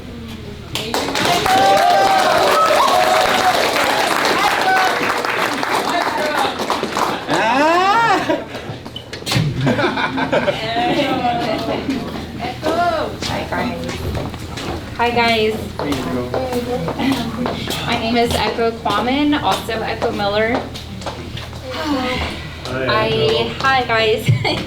I'm blessed to be here today to help represent Medford. We just opened up Painted Horse Recovery in Medford, and my coworker didn't make it here today, but we got Jesse, who's been guiding us and leading us through. It's only been a couple of months that we've been open down there, and we have made so many connections and so many changes, and getting to help people while helping ourselves. In 2 months, I got to do a lot of my own inner healing, a lot of toughening up, a lot of new songs, a lot of new prayers. It's funny how I got to become Painted Horse, be part of Painted Horse, and let it be part of my life. I have a lot of family in here that I've known for years, and I work in the community a lot with elders and a lot with kids, and I love helping with the culture. It's extremely important for me, for my children and their future. And so I did a lot of work in there, and a lot of it was all volunteer work. I've always just been a volunteer. And people started talking about this new place, Painted Horse Medford, that was gonna open up. And you should put your name in a hat, put your name in the hat. And I was like, I don't know, man. I've never been like a mentor. I've never been someone that had to guide. And then someone was like, you're the oldest out of 17 kids. Pretty sure you've done some mentoring. Pretty sure you've done some leadership. And I was like, oh man, you're probably right. But none of my siblings listen to me, so I'm like, I don't know if I'm gonna be any good at this. So I have 4 daughters, and I get to mentor them, and I got a 21-year-old, and a 13-year-old, a 10-year-old, and a 4-year-old. And so this path and this way of life it's mandatory. I have to be a good leader. I have to be a mentor for my family. So after I got to come up here for training, and I got to hang out with this beautiful crew here at Roseburg, and I got to see the family and the connections and just the beauty that this place created, and those bonds, and they just made me feel like family. And I remember it was like the last day of my training up here, and they were like, yeah, you get to go down and open up your building. And I remember looking at the crew and being like, can I just stay here for a little bit longer? Like, I love them up here. And I thought, when I get the opportunity to help get this Medford up and going, I want it to be like Roseburg. I want to help spread that love and that community and that connection, and I feel like we have done a really good job so far. We've really been doing great down there, but a little part of me, like this Roseburg Center, will always kind of be home a little bit too, and a little bit of my training and just the people. And I mean, look at this full house. Like every time you guys do an event, it's a full house. It's like shoulder to shoulder. Like the line for the food is out the door. Like just amazing. And so I just appreciate everything you guys are doing up here, from all the different classes and the drum circles and the prayers and the community, and involving all of us out to carve the canoe and see all the different tribes. That's so important to me, is the intertribal, a community place for us to come and share our language and prayers and our ways. And so it's made me toughen up a lot. I've had a lot, like Amanda said, it's hard. You wear multiple hats. You have to, you gotta be a mom, you gotta be a mentor, you gotta be a big sister, you gotta be a family member. I took back on a little piece of my self-care, started hitting the gym again. I'm like, I gotta remember me too, get in there, girl. So, which, is beautiful too, because the more that I do that for myself, the more I'm going to the gym, the more I'm taking that time to go sit by the river or hike up the side of the mountains. Thank you to my husband, forced me always, hey, look at that mountain, let's hike it. Forced me to get out there. The more that I do that, the more it reminds me of why I got to be part of this and be put in an honorable position, because those are the things that bring me to Creator, and those are the things that fill up my heart and keep me busy and keep my hands busy and keep that prayer busy, so that I can carry that and pass that on. So thank you to my husband, thank you guys. This is beautiful. I can't wait to see the other facilities. I'm gonna get up there. Reason to travel. I love a good reason to travel. You guys here at Roseburg, just keep up the amazing work and doing everything that you guys do, because you guys really, you guys are holding it down, and you're inspirational, and you motivate me to be better all the time. And Jesse, thank you for for training us up down there. And, working through all of our, ups and downs and beautiful, movement and growth that we're making down there, because we're getting it. We're gonna get it.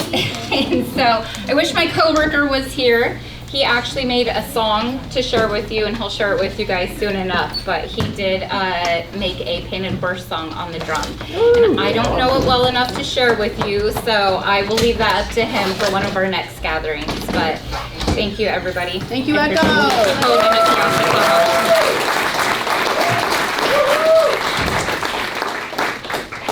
Tommy's gonna share real quick, and then we're gonna transform this room here back into the circle if we can get you guys to help after Tommy shares. Thank you. Homeward Taquiasa, Chief, thank you. Hey, I'm Tommy Mills. I'm an alcoholic, I'm a drug addict. I was dealing with 4 real dark horses when I got here. Terror, bewilderment, frustration, despair. When I came here, something happened to me. See, there are horses in here. Contentment, clarity, hope,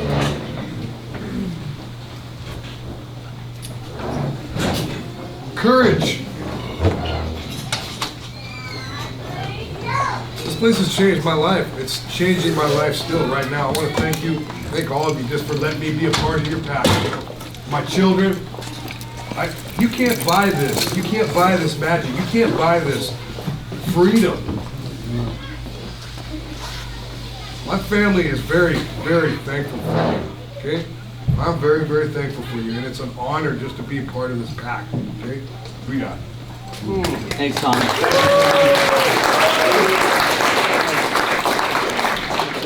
Okay, Chief Barrett wants to say something, so everybody, this might be a minute. What is it again? I'll make it quick, because you missed the first part, but that's okay.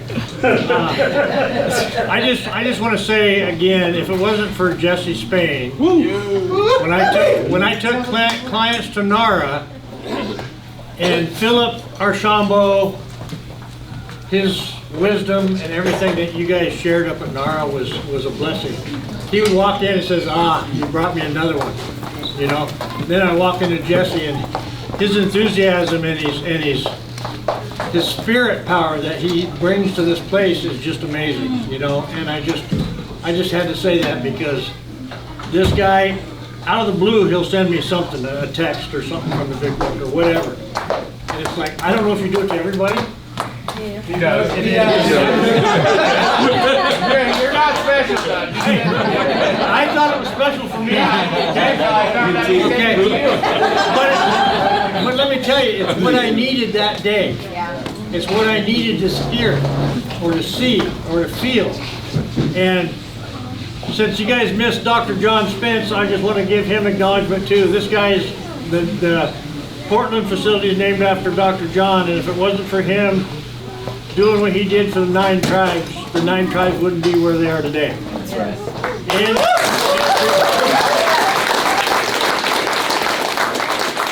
this guy's a veteran. They used to call him Two Jump John back in the old days when he was a rodeo star.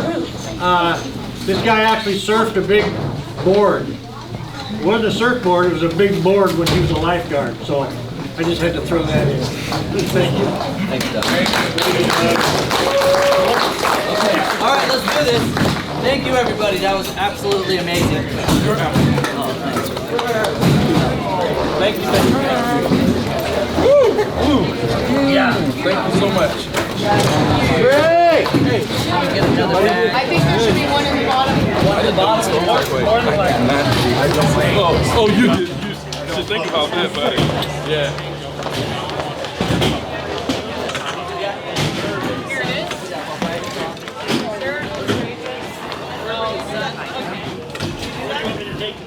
The garbage can is right between the doors in the kitchen. It's just one knock on the doorknob. Go ahead, sister. Good share. That was beautiful. Thank you.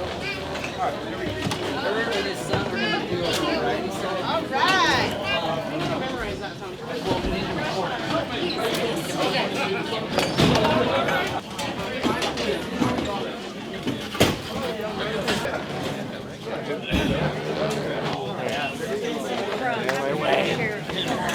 Are there any milkshakes left?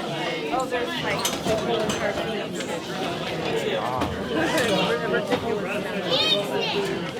Is this your jacket?